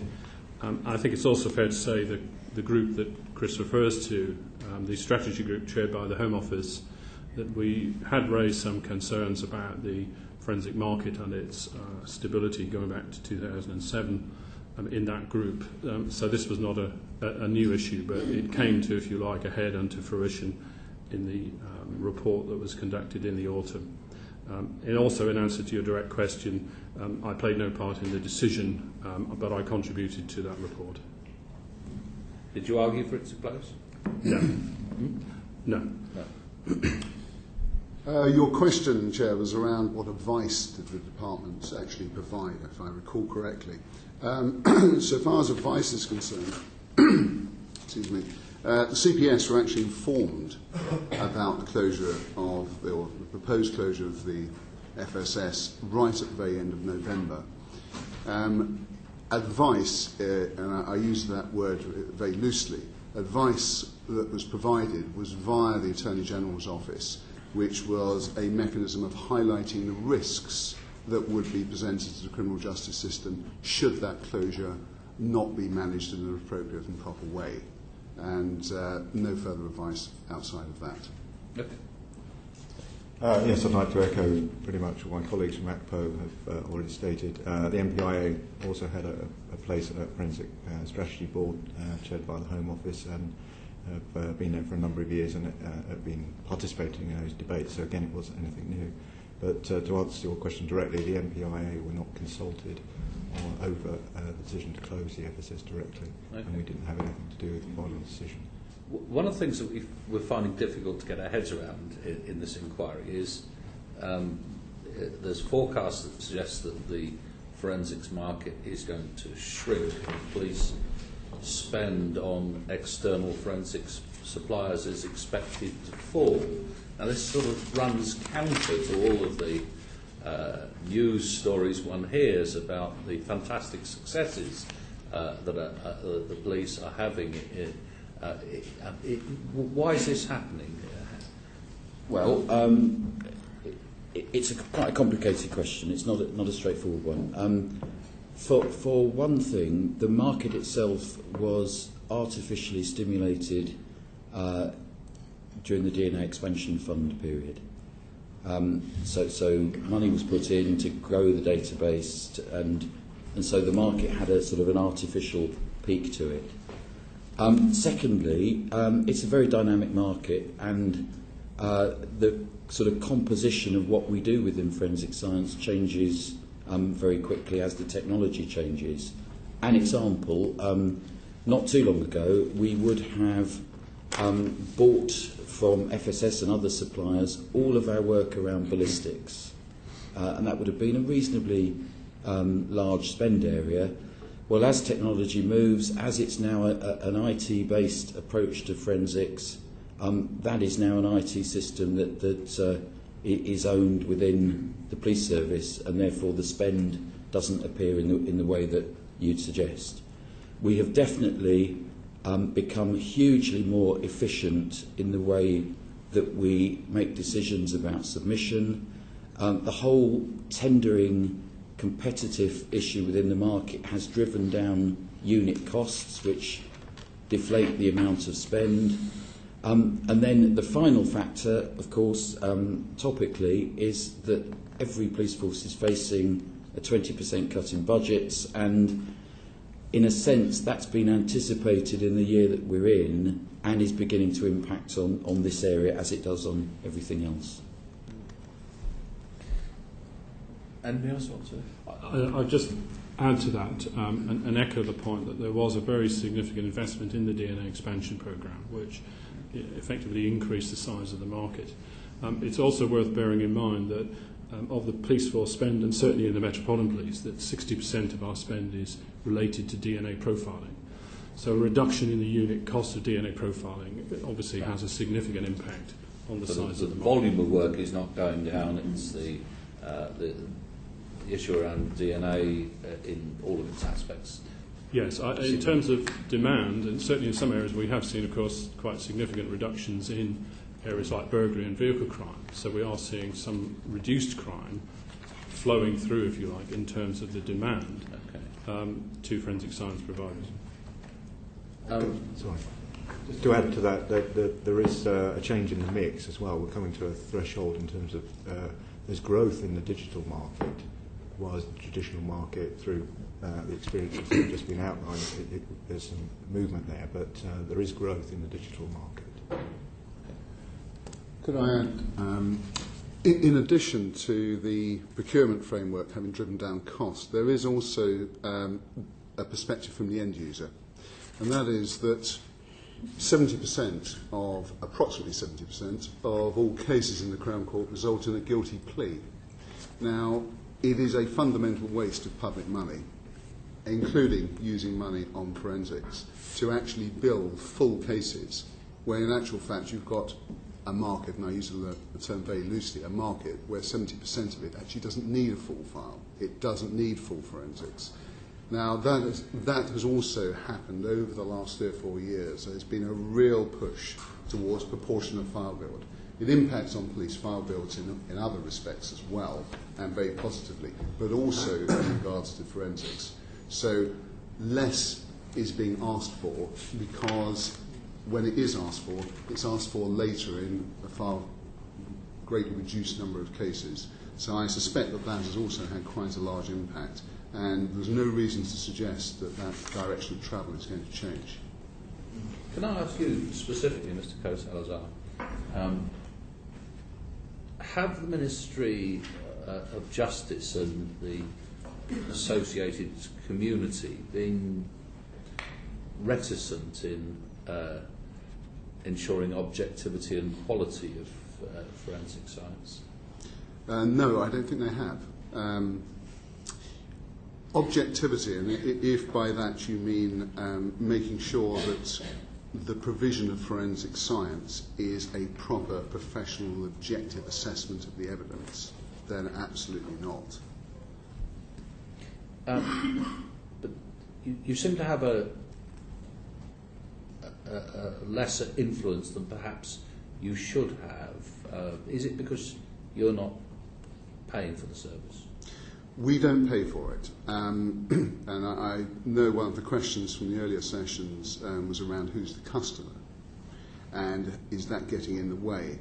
Well, yes, the person the paymaster tends to have a louder say in relation to matters. But in actual fact, you're not paying for something and the person doesn't deliver against whoever's paying them. They deliver an independent, objective service, and they happen to be paid for that from public money. But I mean, this is a complicated one, isn't it? Yeah. Because when an investigation is going on, clearly the police are the customer. When it comes to the prosecution, and the way one forensic scientist put it to us, the jury is the customer. Depends at what stage of the process you ask the question. Yeah. The police are the paymasters. They will receive that forensic evidence in. But at the point of charge, the prosecutor has to make the decision whether or not something should be charged. And part of that evidence assessment is the forensic evidence. Now, if that forensic evidence, we view that forensic evidence, for whatever reason, is not properly impartial or of proper integrity and has been properly validated as a science, we won't use it. So therefore, at that point of time, one could argue that the prosecutor is the customer. If we then decide that all of those elements have been complied with and we're satisfied that it's fair and just to utilise that piece of evidence into the court arena, then the court becomes also the customer. And in due course, going down to trial if that was the actual eventual outcome of the case. So it rather depends at what point in the process one asks the question. Stephen. Chairman, good morning. Mr. Pugh, you, I believe, said that the forensic landscape is now much more fragmented with little, if any, wider strategy or policy agreed by all the stakeholders. Is that still the case? Is there a strategy or not in the UK? You talked about, I heard about the strategy board. Do we have a strategy? Not across all the stakeholders. Right. Certainly within the police service, and Simon can talk to this, we have developed a forensic strategy or a strategy to do with forensic science, and we've been pursuing that for the last 5 years or so. Yeah, I'll pick up from that. There was a strategic framework for forensic science that was sponsored by Chris Sims' predecessor, Chief Constable from Lincolnshire. Now, that created a pragmatic approach to implementation at the police service level and generated phase 1 of the Forensics 21 programme. As phase 1 of that programme came to begin to come to fruition at the end of 2009, ACPO, with our support, did a review of the environment utilising Northumbria University, who provided a wide consultation across the landscape. And that enabled us to make informed decisions about phase 2 of the pragmatic programme for Forensics 21. More recently, given the demise of the MPIA, phasing out the MPIA, and the decision about the Forensic Science Service, Chris Sims has asked us to quickly review and report back to the ACPO Portfolio Board on the 15th of April this year a revised and recommendations for any changes to that strategy. So I echo Gary's comments that at the police service we have a very pragmatic approach, but it's across the service. It doesn't involve the wider stakeholders in that engagement. But I'm still not clear what the actual strategy is. Well, the strategy is a very pragmatic one. In the first phase was about, it was benefits led. There was a whole range of opportunities. We put in, there was a statement to go with. I can tell you what Tony Lake, the Chief Constable, then had as his objective: to produce a coherent and objective set of forensic services, skills and capabilities within the police service and partner agencies, which deliver continuous improvement in policing outcomes to quality assured standards and provide demonstrable and increasing value for money. We turned that into a programme which created the framework under which we started to procure. We started to harmonise business processes. We transferred the National DNA database from the Forensic Science Service to the MPIA, and we put in place a national reference collection for footwear and some other things. But that was the first phase. Yeah, but that's the strategy that's been developed for ACPO rather than for the whole UK market, right? Is there a strategy outside of that? Or is that what you mean by it's not engaged with all the other stakeholders? I mean, I think the key features of our strategy are about quality, they're about value for money, they're about innovation. Now, obviously, each of those has a dimension that touches other players within the forensic arena. But actually, ACPO isn't in a position to set a strategy for providers or for academia or indeed for government. And so, in a sense, we we influence, but we can't actually sort of manage the environment. I think that some people believe that the strategy should be slightly different. That ACPO should act as the customer, define its needs, and then let the practitioners out there in the market provide the service. But that's not what you believe should happen. No, I think that is partly what happens. If you look at the innovation work, I think we've got much sharper in trying to sort of inform the wider market, which includes obviously an academic and overseas market, what is useful to policing and therefore what should drive innovation. We have worked on the quality end with the new regulator and are driving through sort of quality standards progressively through that part of the market that sits within policing and build it in as a requirement to that part which we purchase.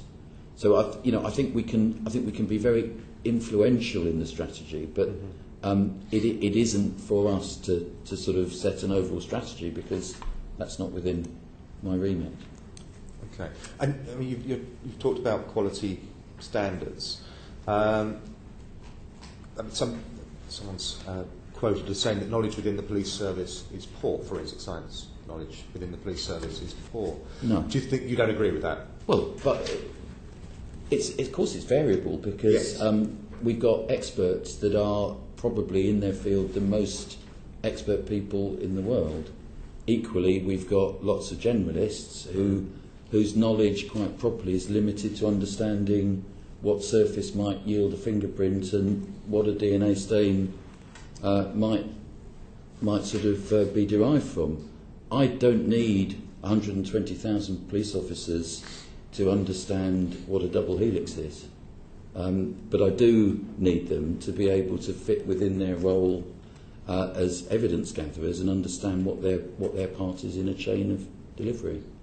But would you accept there is room for improvement and that you're working towards that improvement? What would you say good knowledge should be in police service?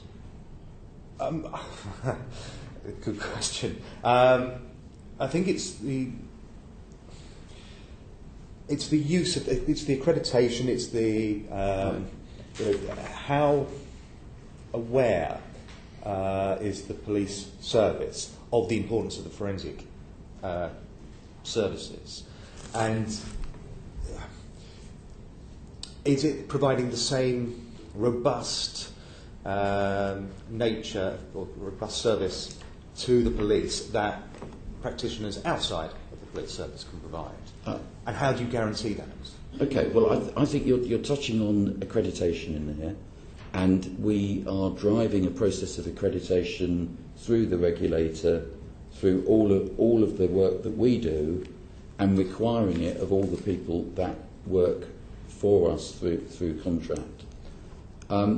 I think there is a good awareness within the service of the capability of forensic science.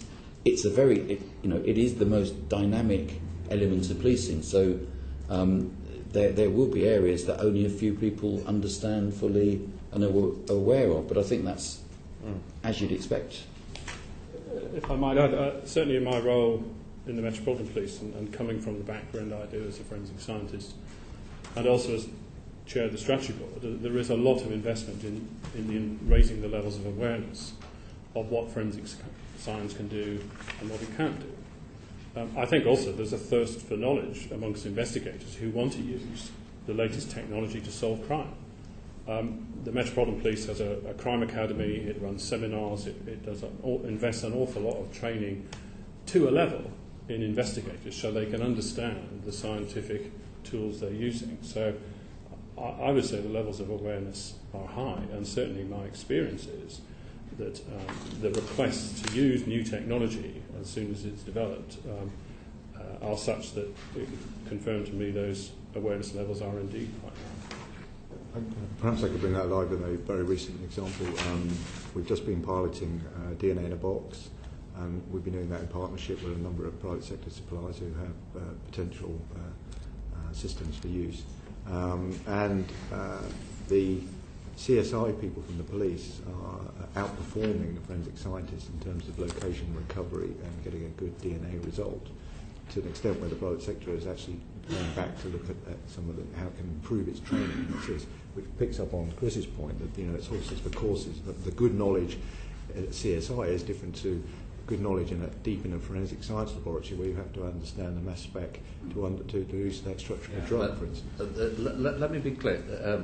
Mr. Pugh, you started your career, I've just checked my notes, you started your career as a chemist, not as a forensic scientist. You worked in the FSS, where you were immersed in all of the cross-disciplinary work that turned you into a good forensic scientist. You couldn't have got that in a small police laboratory, could you? No. So services like the FSS, whether it be in the public or the private sector, are things that the police forces themselves cannot seek to emulate. Certainly in terms of the scale, I don't think the police services are seeking to emulate that. No, I just want to be clear that where we're coming from. That's all. You would, Chair, though, probably have to sort of segment what the provider does, and there are pieces that we do emulate, of course, but there are pieces that we never ever. Yes. And you wouldn't seek to. No. Yes. No, right. And if I could just add to that, clearly some specialist scientific areas like toxicology or fibre analysis, those analytical testing services, and particularly the more sophisticated DNA profiling techniques, I think it would be wrong for the police service, in effect, to, if you like, undertake that work. However, I think the recovery and interpretation of evidence, and particularly in relation to adopting, as Roger referred to, the case management process, I think there is an investment there the police service can make to make the whole system more efficient and effective. Yeah, I'll come back to the accreditation in a minute, if I may. Thank you. I'd like to ask each of you this morning, how successful do you think that the current forensic procurement strategy is? What's that? Well, it's... How do you measure success? It has driven down cost. It has hugely driven up quality. Massively driven up quality, both in terms of timeliness, standards, and so on. Has it contributed to market instability? It probably has, and that was the piece that we picked up and generated the PwC work on. But you know, one could throw back the question that actually this wasn't entered into as a choice. It was a requirement that we generated a framework, and were it not for ministerial intervention a couple of weeks ago, it would have been enshrined as an absolute legal requirement that the framework existed. So we don't look upon it necessarily as a choice. We had to do it. It was a legal mandate on us to do it. And I think in doing it, we have improved quality, we've reduced cost, and we've generated, I think, a better relationship with suppliers.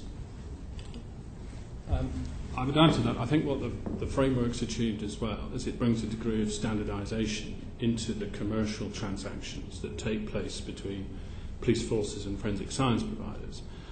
I think over time, and since direct charging was introduced for forensic science services, that commercial relationship has matured, and I think the framework, in the way that it specifies the work that needs to be done and the amounts, if you like, paid for that, then I think that provides a consistent and national approach to doing that. So I think the framework has many advantages in the way that it operates like that, in that all police forces are working to the same standards and to the same product specifications. At the risk of repeating what the two people to my left have already said, yes, there has been a reduction in cost as a consequence of this. Standardisation has brought the benefit of quality, so that you have a standard quality approach that's driving through, and that's placed us in a good position in relation to the new quality standards that the regulator's working towards as well at the moment. Consistency as well in the production, and the last point is efficiency. efficiency is critical in terms of having a clear, consistent process where everybody knows what the required standards are and works to them. There is an industry that can sit behind inefficient processes that cost a terrific amount of money. So there has been that advantage. I'd say outside of those, operationally from a prosecutor's perspective, we haven't noticed a difference in the sense of cases being taken to court and so forth. But I do know that all of the other things that I've just said are something which adds to and aims providing efficiency because we're not wasting money elsewhere. Thank you. Just to add one additional thing to that, one of the other objectives around the framework was to spread the work across a number of private sector suppliers, and we've now got 4 organisations which are able to offer the majority of what it is the police service wants to procure, which adds additional competition. Not to say that we're not continually looking for improvement. There are some frustrations, we recognise that, particularly with the length of time, but again, some of the timings in the mini competitions are legal requirements in terms of a 26-week tendering process and 15 weeks for transfer of services. So these things are set in stone, which public buying is often frustration to private sector. So, but we're feeding those lessons in, and that was part of the PwC report, was to help us work up the next framework, because this framework comes to an end in 2012, and so we need to replace it, and we want to take those lessons on board and try and find even better ways of procuring for both sides. Thank you. I'm not sure who the best person to ask this question to. I think it might be you, Dr. Bramble. But my understanding from what I've read is that most procurement, most contracts that have been awarded to providers are usually for 3 years, which is relatively quite short term. Do you think that this has any impact on perhaps long-term investment from providers, particularly in research and development? I'm not fully aware of the legal requirements, but I think there are some difficulties in setting certain times on contracts, and perhaps Mr. Pugh is better placed to answer specifically around why police may purchase on certain contract times. Of course, investment decisions around R&D are a different kettle of fish, and I think there is always a danger of short-termism, but I think some areas of the business are quite clearly going to be around for some time, and if they want to win the contracts in the future, building in innovation for productivity and efficiency gain across certain sectors of their business is wise if the business wishes to continue, I would suggest. So, I can't answer specifically why 3 years is better than 5. I might be able to assist. I think forensic science covers a broad range of things nowadays, and some of that has been referred to, I think, in previous evidence as commodities, or perhaps better described as testing services, which are relatively routine analytical functions.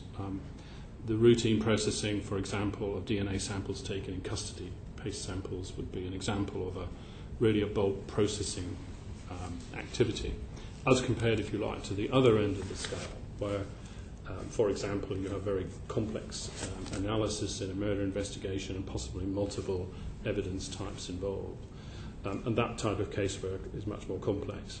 Certainly the approach in the Metropolitan Police is that for those routine testing services, where there are in fact a number of providers, I think 8 or 9 on the framework, then for those types of testing services, we are seeing significant unit cost reductions, and the commercial sector is investing in automation. So therefore, if you like, the price is changing quite quickly. It therefore, if you like, is better for us to go for a relatively short contract to take advantage of those price reductions. On the more complex casework, we tend to have longer contracts because I think we're looking there for quite a different service and probably a different relationship with the providers who undertake the more complex work in homicide investigation and rape investigation, for example, in the Metropolitan Police. Thank you very much. Thank you. I'd just like to ask, I think, I'm not sure, again, who would be the best person to ask here. I'm aware that the framework agreement doesn't actually cover every police every police service in England, only including North West and South West regions, aren't covered by the agreement. Can I ask, does anyone know why this is the case? I'm sure others will probably help me, but what we refer to as the West Coast, Northwest, Southwest, in effect went to contract ahead of the national framework. In sort of general terms, their arrangements are very similar to the framework, but they're not at the moment part of it. When they come to renewal, they will renew into the national framework and be fully part of it. It's, if you like, an accident of timing that they went ahead of the development of the framework itself. Okay, but it's confirmed that they will eventually be part of the framework. They will, yeah, they will. And in general terms, their arrangements hugely resemble the framework because, in a sense, the framework was developed on the back of their experience. Okay, that clears that up. Thank you very much. And finally, Dr. Bramble, I'm aware that the NPIA will be closing in a year's time. Can I ask who will be overseeing the framework agreement and also the National DNA database when this happens? Well, it's my understanding that the Home Office has requested that non-IT procurement return to the Home Office as soon as is feasible, and I believe that work's underway. So that would suggest that the procurement element of the national framework in terms of skills and capability would sit in the Home Office. But alongside that, there are the people who have the service skills in terms of understand forensics and what all of the services and products within the framework actually mean. They reside with me at the moment. As for the broader piece, I mean, at the moment the MPIA, my understanding is, will be phased out. At the general level, there are a number of reviews that we're waiting upon, such as from Lord Wasserman and Peter Negrud around leadership. These will help decision-making processes, which will ultimately decide where the functions that remain in the MPIA, where they may ultimately end up, and that's a process going to take, my understanding, for most of this financial year, I suggest. Chair, we don't know. It's still very much up for discussion, and I think our understanding from ACPA's point of view is that different parts of the NPIA will migrate to different homes. Some of it perhaps back to Home Office, some of it potentially within the National Crime Agency that's being established, some potentially within sort of lead force arrangements within policing. But as yet, the route map isn't clear, and I think the only thing, it may be a slightly longer route map perhaps than you've described. The Forensic Science Northern Ireland has said, and I quote, ACPO-led procurement approach to date has been poorly conceived, and they talk about the negative effect of commoditisation leading to fragmentation of casework. To what extent is fragmentation of casework across different providers happening currently, and do you have any measures in place to stop this happening? I'll just say one general. I think I disagree with virtually everything in that statement, but I'll Mr. Pugh Braxton. There is fragmentation in the sense that there are a number of different providers providing services to police forces. The fragmentation, which I think that refers to, I certainly have no experience of, in which individual cases, if you like, are being fragmented so that different material are sent to different providers.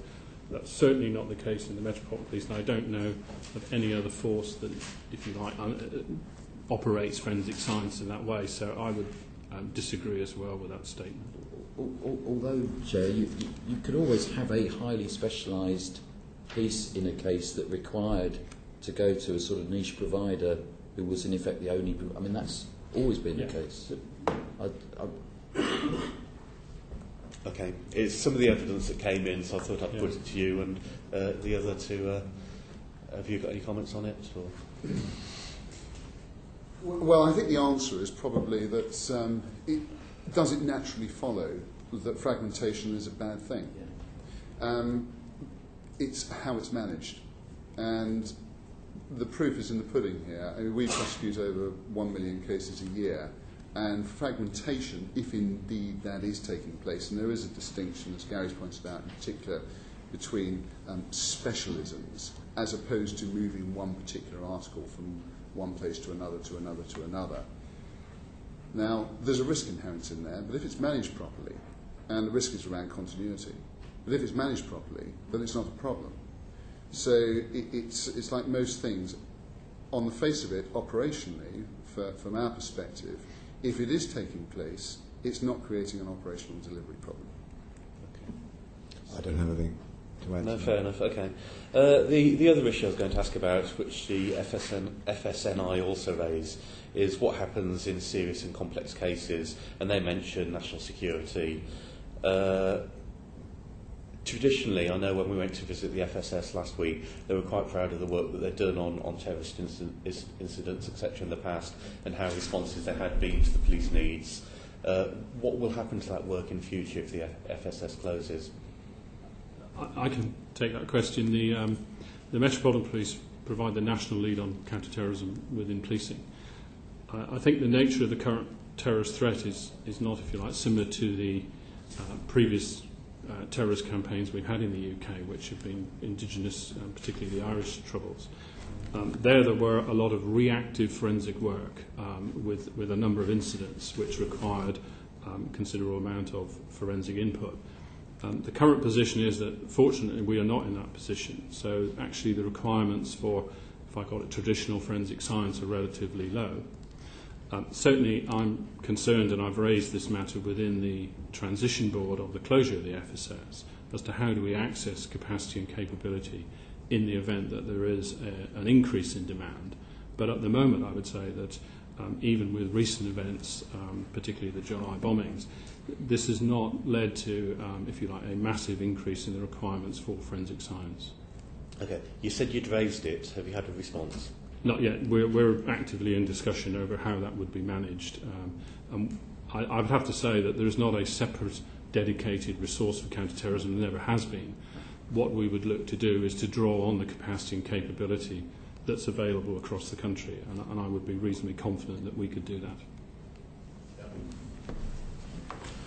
When you were answering questions from the Chairman at the start, you basically said that looking at the external market, the decline that we've seen was the result of two things. One, getting better value for money for the spend, and secondly, that there had been this peak because of the DNA work. When was it? Which years would we have seen that peak in the DNA work? 4. Yeah. I think 2004, 5. Until?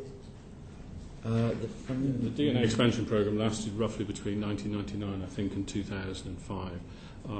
Coming off the back of that programme and the grant funding ceasing, with more providers entering the market, because clearly there was a large spend in that area, has then led to the various efficiency gains I've referred to, and unit cost reductions in DNA profiling.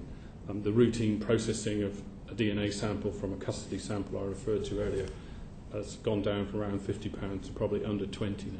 Okay. The MPIA provided us some figures for internal spend and external spend in each financial year from 2005-6 to 2009-10. I'm not sure if all of you have got those figures in front of you. Can any of you give us the figures for the current financial year, or the estimates for the current financial year? If it helps you out, in 2009-10, the figures showed 185 million internal spend and 165 million external. You'll have heard witnesses today and in our previous evidence session say that they believe that the external spend this year is down to 110 million. Are you in a position to give us figures on the internal and external figures this year? We are still sort of collating that figure across the country, but I think every police force in the country is having to make some really difficult choices on spend. My own force in the West Midlands, we've taken 40 million from our budget, and there are actually very few areas of flexibility in a budget, and forensic science is one. So part of that issue is about the sort of spend decisions that we're making. So it doesn't sound wrong to you that the external market could have gone down by that sort of level? You don't have the final figures, but... Would I like to spend more money on policing? In general, yes. Sorry, that's not the question I asked. Other witnesses have said that the external market has gone down from about 170 to about 110. Yeah. And I just wanted to give you the opportunity to say whether that sounds about, you don't have the final figures, does that sound about right to you? I think that's probably a lower end of what we'd expect. Okay. Yeah. And in terms of the internal spend in the current financial year compared to previous years? I think that's going to obviously be down as well. So your previous witnesses have said to us that they think the decline in external spend in the current year is due both to reductions, the need to find savings, and to an increased internal spend. You're telling us that's not the case. It's just the need to find savings. I think you're pushing towards this sort of insourcing question. There are sort of plans to do insourcing. It is very much around the margins, and is not going to sort of have a huge influence on those figures until, of course, we got into the issue of transition, where transition to an extent will depend upon a degree of insourcing to bridge the gap left in the market by the FSS. Okay. Given what you've said about the trend in terms of cost savings over the last 4 or 5 years, why has the internal spend increased over that period? I mean, I could give sort of examples of things that are now done internally. Drugs analysis, for example, we used to do all of our drugs analysis through external providers. One of the big efficiencies, a thing called EDIT, which in effect allows us to do drug analysis within our own force area. So it's sort of the technological boundaries that are pushing, if you like, the boundaries between internal and external. I mean, there's always been internal. All fingerprint work is internal, circa 1900. A lot of the digital forensic work is internal, because actually we have historically been the people with a lot of the expertise around that area. The figures from the MPIA, do they include money spent on developing in-house labs, infrastructure and skills? Or are they primarily just the money spent on actually doing the analysis? Are you referring to the fact that they include capital spend? Well, not just capital. But my capital, yes, but also training of staff. And well, they will undoubtedly involve training, but they won't involve any investment costs. Where are those figures? Well, where are the labs first? I mean, there's lots of thinking going on about this, but there aren't vast numbers of internal laboratories. Well, you just gave an example in terms of drugs work. Well, that's a kit. That's a piece of kit that you buy, disposable, a little bit like the old Alka. Can we be absolutely clear on this? When you look at your external spend column, that does include buying use of that laboratory space in wherever it might be. In your internal column, does that include buildings, overheads, administration, or is it just the analytical work? Can you have a straight answer to that, please? Yes, of course you can. Yes, of course it does. It's the whole package. That's the whole package? Yes. Including capital spend? Well, no, it won't include capital spend. Where is the capital spend then? I don't. Well, there isn't much capital spend. Buying the kit, for example. I don't know how that's much. That's not capital. That's a revenue spend. That would be included. Capital spend for us, I'm sure it is in most organisations, is producing new buildings. So you've never refurbished a lab, built a lab in any of those financial years? In any police force? In any force, of course there is. But so there are more monies to add to that column. But it's going to be tiny. I'll take your point. Look, in that right-hand column, we're talking about a spectrum that ranges from 350 to 365 million. Okay, the total expenditure. Now, however, so there is actually, in overall terms, a very small range there, £15 million range. Yeah. We are talking about tiny sums. I'm interested in tiny sums because those tiny sums are police officers on the beat, which our colleagues are all interested in. Well, not if they're capital spend. Well, it's money being spent by the police service. We want to know what it is. if I might just, in terms of the comparison, what I think we are comparing is the spend on forensic science services. So those are the costs of the services. They will be commercial costs, so they may include an element of depreciation and so on. The internal spends are the costs internally of providing internal services, which include laboratories. For example, most police forces have laboratories that develop fingerprints. Yeah. So there is, if you like, activity taking place in the police service that utilises laboratories. Some of those laboratories may sample, for example, for DNA profiling. So there is always a capability within the police service to undertake that type of work.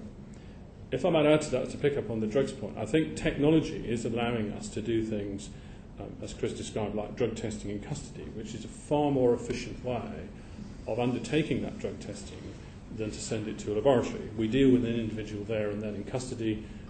We possibly don't need to bail that individual and so on. So there are, if you like, the driver on the police service in terms of insourcing is about being more efficient and being more effective in terms of how we deal and investigate crime. Where are we going to find out how much each police force has spent outside of that left-hand column on forensic services? You can certainly find the running costs of that in terms of the capital investment. I think that would be difficult because there are some things that, if you class chemical development... It is difficult. How do you know it's a small figure?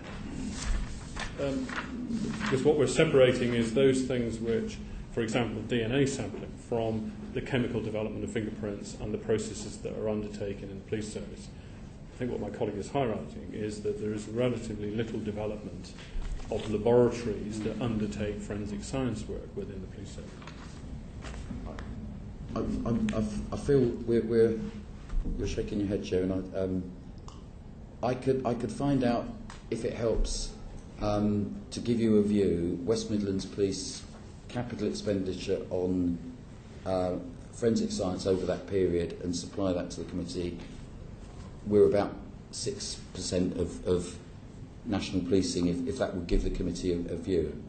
I think it would be a fairly small figure, but I'll find that for you and supply it. That would be helpful, yeah. And we'll perhaps ask every other police force, I think.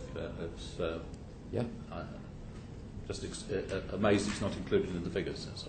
But of course the supplier's capital expenditure is not in their figures either, and it's trying, I guess, to give you a like on like. Yes, but the figure we're trying to compare is the expenditure by the public purse, and the expenditure by the public purse is not in your paper described in its entirety. It's partial.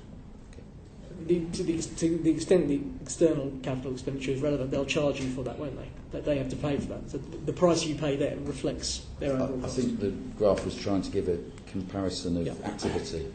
Okay. I've got one final question, Chairman. Just to summarise where we've got to, what you're basically saying to us, without having the final figures, your instinct is a decline from 170-ish million to current year, 110-ish million sounds about right. Yeah. And that is due not to further insourcing, but due to pressure on budgets.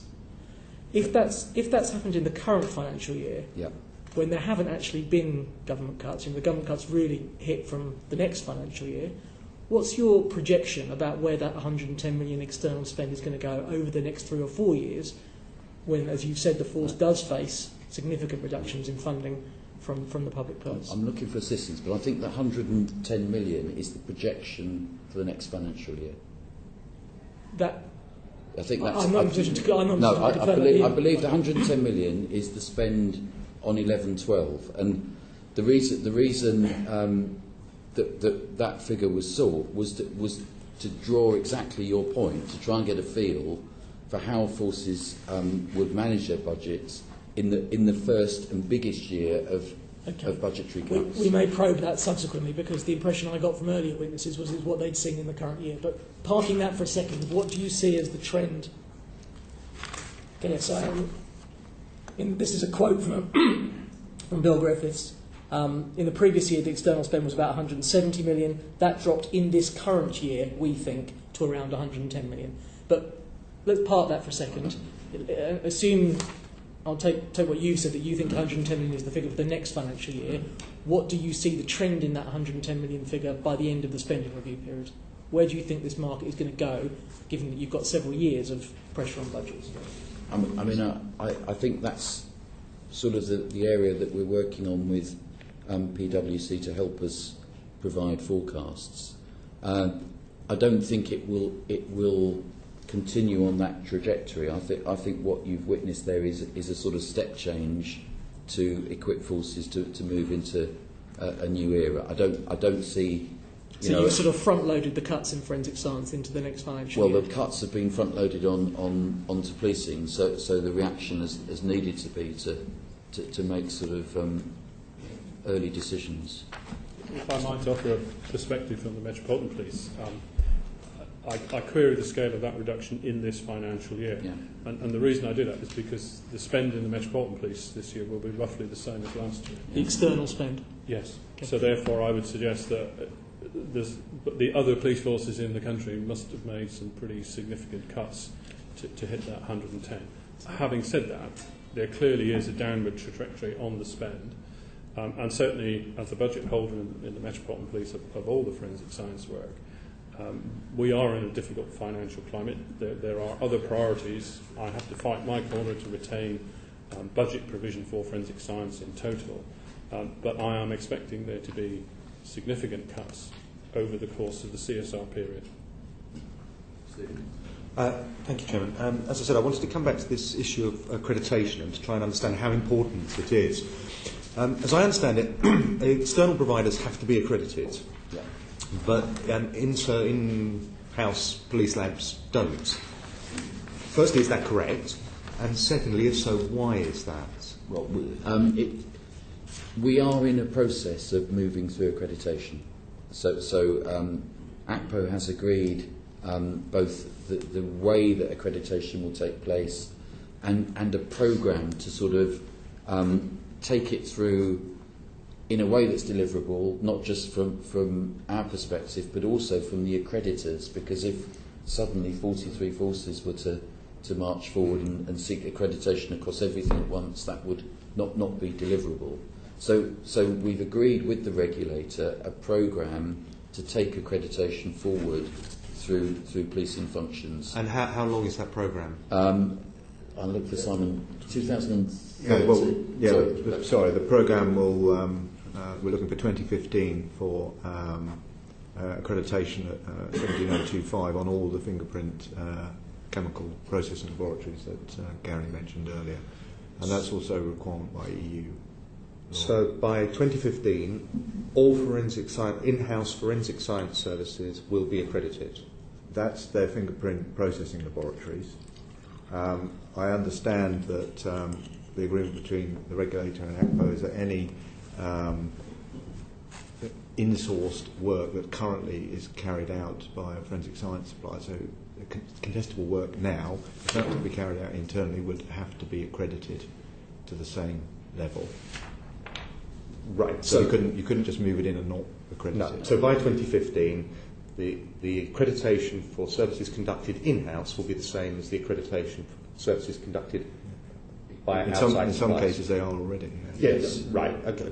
But I'm just trying to get a clear indication. No. Can I say equivalent service? Because one of the debates is around the activity of crime scene investigators, which actually makes up the bulk of internal spend. And there is sort of not an equivalent in external sector of their work, and that's still a debate with the regulator about how their work is managed. Okay. Is there anything built into the budgets, just going back to my earlier point, on capital spend to meet accreditation standards? You can't manage it through capital accreditation. The revenue. It's a revenue cost. But for a laboratory to receive accreditation, in some cases it may require capital spend. Right. Is anything built into the budgets to accommodate that? I can't speak for the 40, not into mine. I don't. Have you? Well, as you're probably aware, we've achieved scientific accreditation. I think it's worth. There's a number of different accreditations. The scientific accreditation, the so-called ISO 17025 standard. It's an accepted principle that where we undertake scientific work, we should comply with that standard. The Metropolitan Police has already achieved accreditation to that standard, and I know that other forces are on track to do that. In order to achieve that accreditation, it's worth bearing in mind you have to demonstrate effectively a track record. It's not something you get before you start to do the work. So there is a natural process through which you go to achieve that accreditation. And when will you have achieved complete accreditation? We have it already. You have it already? We have achieved it. Also, right, okay, fine, thank you. How many other labs then, and other services across the UK have achieved accreditation so far? I'd have to come back to the committee on that. I don't think we can come back. It's quite a fast-moving piece, actually. There's a lot going through. If I could now move to you, Mr. Coe-Salazar. How important do you think accreditation is? And do you think that, and do you have any concerns about the quality of forensic science conducted in-house as opposed to externally? I'll answer your last question first, if I may. No. We have a neutral view, and I don't mean that as a sitting on the fence answer. We have, in many ways, no particular interest where that service provision comes from. What we're interested in is the end product and whether or not the quality is there. So, therefore, turning to the first part of your question around accreditation. Accreditation, it is important. I think we have to be careful not to say, well, accreditation is the total panacea, and therefore anything that has happened up until now where people have been providing services not subject to accreditation must therefore be something that's suspect. That isn't the situation. There's a lot of validation measures that have to go on, especially in new and emerging sciences. But in terms of a progression for the future, we think that the movement to having a level playing field of accreditation is a very positive thing.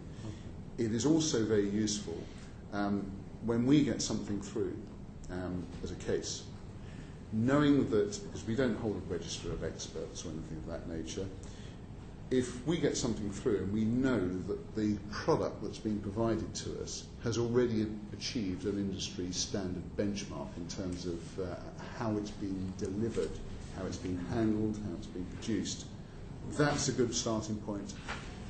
Also, I anticipate that in due course, accreditation has now gained quite a lot of currency. It's become better known. Now, defence practitioners, no doubt in the future, I can imagine, as we move towards this 2015 date, that increasingly it may be the case that one of the questions that starts to arise in cross-examination by the defence will be, are you accredited? Now, if the answer to that is no, that doesn't necessarily follow that therefore the evidence is damaged or lacks credibility, but one can see the impact of that type of question. Yes. And so pace is important here. Okay. But as things stand at the moment, you don't have any particular concerns about the quality between internal and external, and no examples of where one or other has... No, we don't have... Right. There's nothing around we get a better service from whether it's in-house or so forth. Our two fundamental starting points are quality and timeliness. Fine. Thank you very much. I should just very briefly. Just quickly that we must be careful not to fall in the trap that accreditation inoculates you against quality failure, because we've seen in the past that's quite obviously not true. Thank you, Chairman. On that last point, Mr. Coe-Salazar, you talked about quality and timeliness. There's also a question of impartiality as well, because you can imagine the police, if they're looking at evidence, they might not look so deeply at evidence that might prove someone innocent as they do prove someone guilty. And similarly, I know Sir Alec Jeffreys has said that if police were to establish their own in-house DNA testing facilities, this gives them the power of arrest sampling, the ability to test, plus potentially free access to DNA databases. So there are some concerns in the evidence we've received about impartiality. Are you concerned about it at all? I think you have to differentiate between impartiality or bias and the appearance of it. And certainly for the criminal justice system, the appearance of impartiality is fundamental and it's very important. Now, it doesn't naturally flow from that, and we do have to bear in mind X millions of cases over the years that have been prosecuted without, and I know there are high-profile examples to the contrary, but without root and branch issues around bias and impartiality. That's one could equally say, well, if you had this, and there are pros and cons to both arguments. If it happens to be vested within the police, one would say, well, the investigator's also conducting analytical aspects on forensics. Equally, if you put it into a private sector, one could say, well, is somebody, may there be an appearance of bias because they're producing a result in line with the people that are paying them and they're a commercial enterprise. So you can put different arguments into the mix here. It actually turns back to Mr. Metcalfe's question to a certain degree. I agree with Simon about it's not the panacea to everything, but accreditation does help considerably because one of the fundamental parts of accreditation is a truly independent assessment of, and one of the 4 foundation points of that accreditation is around the independence and free of any kind of undue influence. So there is a very, very specific, and UCAS are very experienced in actually looking at this. I will move, but before I let you go, it might be worthwhile saying that when we were at the FSS, one of the big things that they talked about was their customer was a jury, and that's who they regarded as their customer. Now, the police have probably got a slightly different view as to who their ultimate customer is, effectively. I think impartiality and demonstrating objectivity is very important. In the police service, I can point to fingerprint examination, which is a subjective expert opinion which has been undertaken in the police service and certainly in the Metropolitan Police for over 100 years and used in some of the most high-profile trials, and on the basis of fingerprint evidence alone, people have been convicted. I think the forensic community generally understand that objectivity and impartiality, whether in the police service or the forensic science organisations, is all. If they lose that credibility in the eyes of the court, then you undermine the whole of forensic science. And I think the recent the criminal procedure rules and the recent work by the Law Commission, which underlines, and I certainly accept as effectively the head of profession in the Metropolitan Police, that our overriding duty is to the court, underpins that objectivity. Can I just, though, react to that first sentence? Because that first sentence challenges the absolute ethos of policing. We are about gathering evidence. We're not about creating a conviction. And I was sort of slightly interested that there's always a debate about impartiality around science, and yet actually you could take the same principles right through every element of police work, from the work of the senior investigator, decisions on scene management, decisions on seizing CCTV coverage, interviewing suspects. The same argument applies to every single part of that process. And I would say that, that we serve the public, that, it's the values of the police service that protect, and it's the fact that we operate in an adversarial criminal justice system that tests openly in court the product that we've gathered through forensic or other means. I do think some of the impartiality debate seems to me to be generated by looking at other justice systems that are inquisitorial rather than adversarial. And clearly, in an inquisitorial justice system, impartiality is absolutely essential because the evidence isn't going to be tested in the same way by a court. I do think we at times we slip into comparisons with other jurisdictions that don't have basic framework. I don't disagree at all. It's just we've had this evidence come forward, and I just wanted to make sure it was put on the table and confronted head on. The last question is to yourself again, Chief Constable Sims. Have you or has ACPO advised the Home Office to wind down the FSS? I think I answered that to the Chair. We provided a report through PwC about the stability of the market. It was the Home Office then, quite rightly, that made the decision.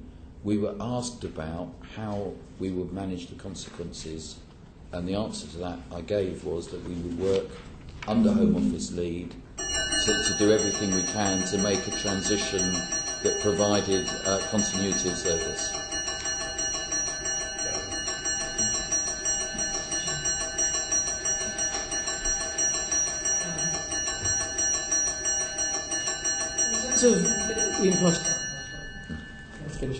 In terms of the impartiality of expert forensic witnesses, do you think there are concerns there about witnesses that are employed by police or private companies in terms of that issue? I think this is more an issue about courts and how courts take and receive expert evidence, and I'm probably going to bow to Roger on his expertise around that. Sorry, I missed the very start of your question, if you wouldn't mind, please. We've had some concerns expressed about the impartiality of expert forensic witnesses that are employed either by the police or by private companies. Is that something that we should be concerned about? Well, as a starting point, yes, of course you should be concerned about it. Whether or not there's actually a basis to be concerned is the main question. There is this issue, and it touches on the conversation we just had around impartiality. All experts, and I know there's a Law Commission report that's recently out, a very lengthy one as well, in relation to this. All experts are there fundamentally not to give evidence on behalf of a particular party. They're there to give their independent, objective evidence. Now, the reason that I sort of state rather the obvious there is because when one goes back a step and you get into the disclosure regime, we haven't touched actually on disclosure this morning, but when you get into disclosure is a fundamental and the most difficult part of anything leading up to getting to a trial, if that's where you end up. And the reason it's so difficult and so important is because it's a way of making sure that you have a fair level playing field. Nobody's keeping information back that should be revealed to the defence so that you don't have injustice. Part of that disclosure regime is a rigorous assessment by the prosecutor that is then supported once it gets into the court system, because the court will case manage all the way leading up to trial, which is to a certain degree is inquisitorial in nature. The adversarial bit rather comes at the end when you get to trial.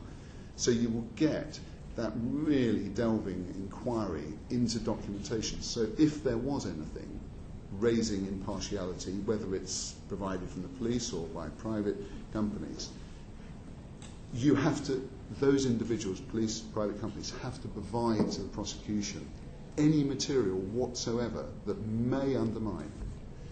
And it operates around, and prosecutors have guidance booklets issued and the standard procedures around how you deal with expert evidence. But fundamentally, you've got that belt and braces there before you even get near to the court.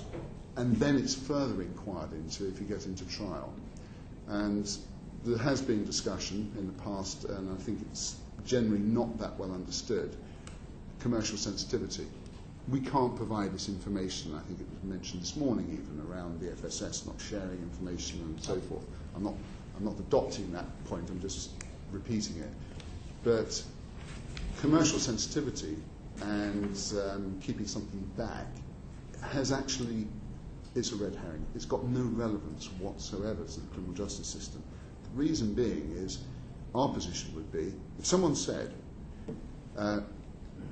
here we are a forensic science provider, this is the information, and we want to actually get disclosure around methodology and the statistical analysis and also everything that sits behind that, and the answer was, well, we'll give you this, but we're not going to provide this because it's commercially sensitive, the answer would then be we won't use that evidence then.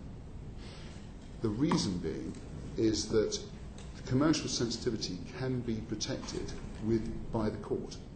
When we get it, we will provide it only if it's something which we are required to disclose under the disclosure regime. So it's not an automatic handing on. This is not a part and parcel. Secondly, if it is handed on to the defence, because we're required to, because it may assist the defence or undermine the prosecution, that is given only for that particular purpose. And the courts, if it's commercially sensitive, they can make orders, and they have powers to make orders to restrict any further distribution or usage of that material. And there's a bite sanction. It's a contempt of court. So there is a proper safeguard there to protect understandable commercial sensitivity. And to a certain degree, when you start building all of that together and that drive and focus, and I suppose the final point is, must not forget, because we're prosecutors, that doesn't mean that we're striving for convictions. What we're striving for is justice. So we're equally interested in things that might undermine. You bring that together, then probably the answer to your question is yes, you're right to be concerned about it, and I completely agree with you being concerned about it. I wouldn't share a high level of concern that in actual fact it's a reality, but we shouldn't be complacent. We should always be alert to it. Yeah, just to add, as we've moved into perhaps the safeguards around impartiality, clearly you'll be talking to the regulator, and I think the adoption of, particularly as we've found in the Metropolitan Police, the 17025 scientific accreditation involves an intrusive technical audit by individuals, by specialists outside of the Metropolitan Police, with a line, if you like, directly to the forensic science regulators. So I think in terms of some of the safeguards we might look for in the system, wherever the forensic science comes from, regulation, I think, is a means to do that. Thank you for a very thorough answer. Just one follow-up question just to Mr. Pugh. How does the Metropolitan Police Service demonstrate that forensic witnesses are impartial and objective? What are the processes you go through to do that? I think I've partly answered the question. I hope that the adoption of the 17025 accreditation means that we have to have documented procedures. They're subject to external audit and scrutiny. There are internal processes and audit which also check that we're doing what we should be in terms of scientific methodology. And within the organisation as well, I have a role as head of profession which oversees all forensic activity within the Metropolitan Police in respect of meeting the standards of the regulators. So we recognise that issue, and we have systems and processes to deal with it. Thank you, Chair. First question to Mr. Pugh. Are you able to give the committee any indication of what will happen to the FSS's archives? I think the archives are important, but clearly they are large, and they are a rich source of material for cold case reviews, which I think you've seen in other evidence. We have plans in hand working with the NPIA and under the transition programme to consider how we can make sure those archives are preserved. Most of the information contained in that archive does come from police investigations, so clearly individual police forces will have an interest in making sure that material is retained. And that's both the case files and material that's retained, like microscope slides and so on. So we're, I think, very much on the case in terms of considering that in the run-up to the closure of the FSS. I think, though, that clearly the archive is not going to disappear, and providing, which it is now at the moment, it's in a secure storage. Then really what we need to do is decide how we manage that in the longer term, consequent on the closure of the FSS. But we accept it's an important issue. And could I add, Chair, that the solution to an extent depends upon the transition solution for different parts of the FSS. If for example, part of the FSS was taken over and run as a going concern by someone else, then the expectation from ACPO would be part of that new contractual arrangement would be the maintenance of existing archive. But ACPO wouldn't argue in favour of breaking up the archive. No, I mean... let me put it the other way. It's a rich source, Mr. Pugh says. It's absolutely got to be protected. It is so rich because it is such a... I mean, ultimately, a single it's source. police forces that own the material. Yes. So we have a huge interest in making sure that ownership passes smoothly through transition and is still available as a single entity. Yeah. Yes. Well, slightly depends on how the FSS transition goes. Just on that point, Mr. Salazar, would you have any concerns about the impact on the criminal justice system if the archive was to be fragmented? To be honest with you, I don't know enough detail around how the archiving, whether it was fragmented, what the options and consequences of fragmentation as opposed to single entity would be. So I don't think I'm probably in the best position to answer that. I mean, I would. We're in due process, as was mentioned. The project that the MPI is supporting APRA on in terms of ensuring continuity of service, there's a strand around the archive. As part of that process, all options will be looked at, and the risks and issues associated with each option will be scrutinised. And clearly, some high risk will be around separating all of that material and spreading it across the nation. Would probably make that one a highly unlikely outcome. But at this stage, all things are on the table because there are a lot of undecided questions about the bigger picture at this stage. So we keep our options open, but it's firmly on the radar. It's firmly understood, but I think it is going to take some effort to make sure it's dealt with appropriately. Can I just supplement slightly? It's a consequence point again, but one of the very first questions that comes up in a criminal case around any form of exhibit is continuity. Has continuity been established? Can it be maintained? And is there an integrity? It's called the golden thread, an umbilical cord running through. So therefore, although I don't have sufficient knowledge to answer your question directly, unfortunately, the consequence, be it fragmentation or be it single entity, is that continuity and access must be maintained intact and the provenance secured. So it's almost defining the answer by the output. Finally, you mentioned cold case reviews and the future of them. When the committee visited the FSS, they informed us that they often instigate cold case reviews as a result of new technology or information that they have available to them. I think it's the police that instigate. The police always instigate. Okay, well, but in that case, I mean, obviously, then the forensic provider would support it, but it's our material, and obviously it's our case. So. Okay, so in that case, you wouldn't have any concerns about the number of cold case reviews being reduced as a result of the FSS being closed? I think certainly in the Metropolitan Police, and you may have had some of this detail, we have been very successful in cold case reviews, particularly in rape cases and some homicides. I think we are to some extent exhausting some of those cases now as we've moved back into the 1990s and 1980s actually to look at some of those cases. So probably the potential for cold case review with current technology certainly is not as large as it was 10 years ago.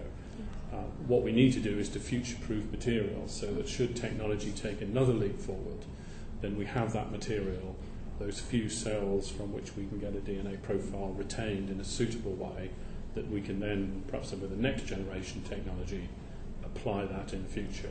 I think at the moment I won't say we've exhausted it, but we've certainly undertaken, as you're probably aware, a substantial amount of cold case review. But we need those mechanisms in the future. Okay, thank you very much. Finally, if I can ask, if there was a transfer of materials between laboratories and indeed fragmentation, would you expect there to be more legal challenges emerging about the quality of the forensic science? Put yourself into the defendant solicitor's role. It would be an angle, wouldn't it, that you would pursue very carefully. I'm thinking back, Chair, to, for example, when the Human Rights Act came into force, and there were there was a rush of challenges around the Human Rights Act for the first year to 2 years, and then the dust somewhat settled when clarity was brought. So that type of, it would provide an avenue for further probing by the defence, whether or not, and there's a difference between a legal challenge and a successful legal challenge, but whether or not that actually would, for how long that would take place, whether this would be an initial blip of peak of legal challenges. Legal challenges sometimes do sort of run in fashions. So it would be fair to say that both the Home Office and the Ministry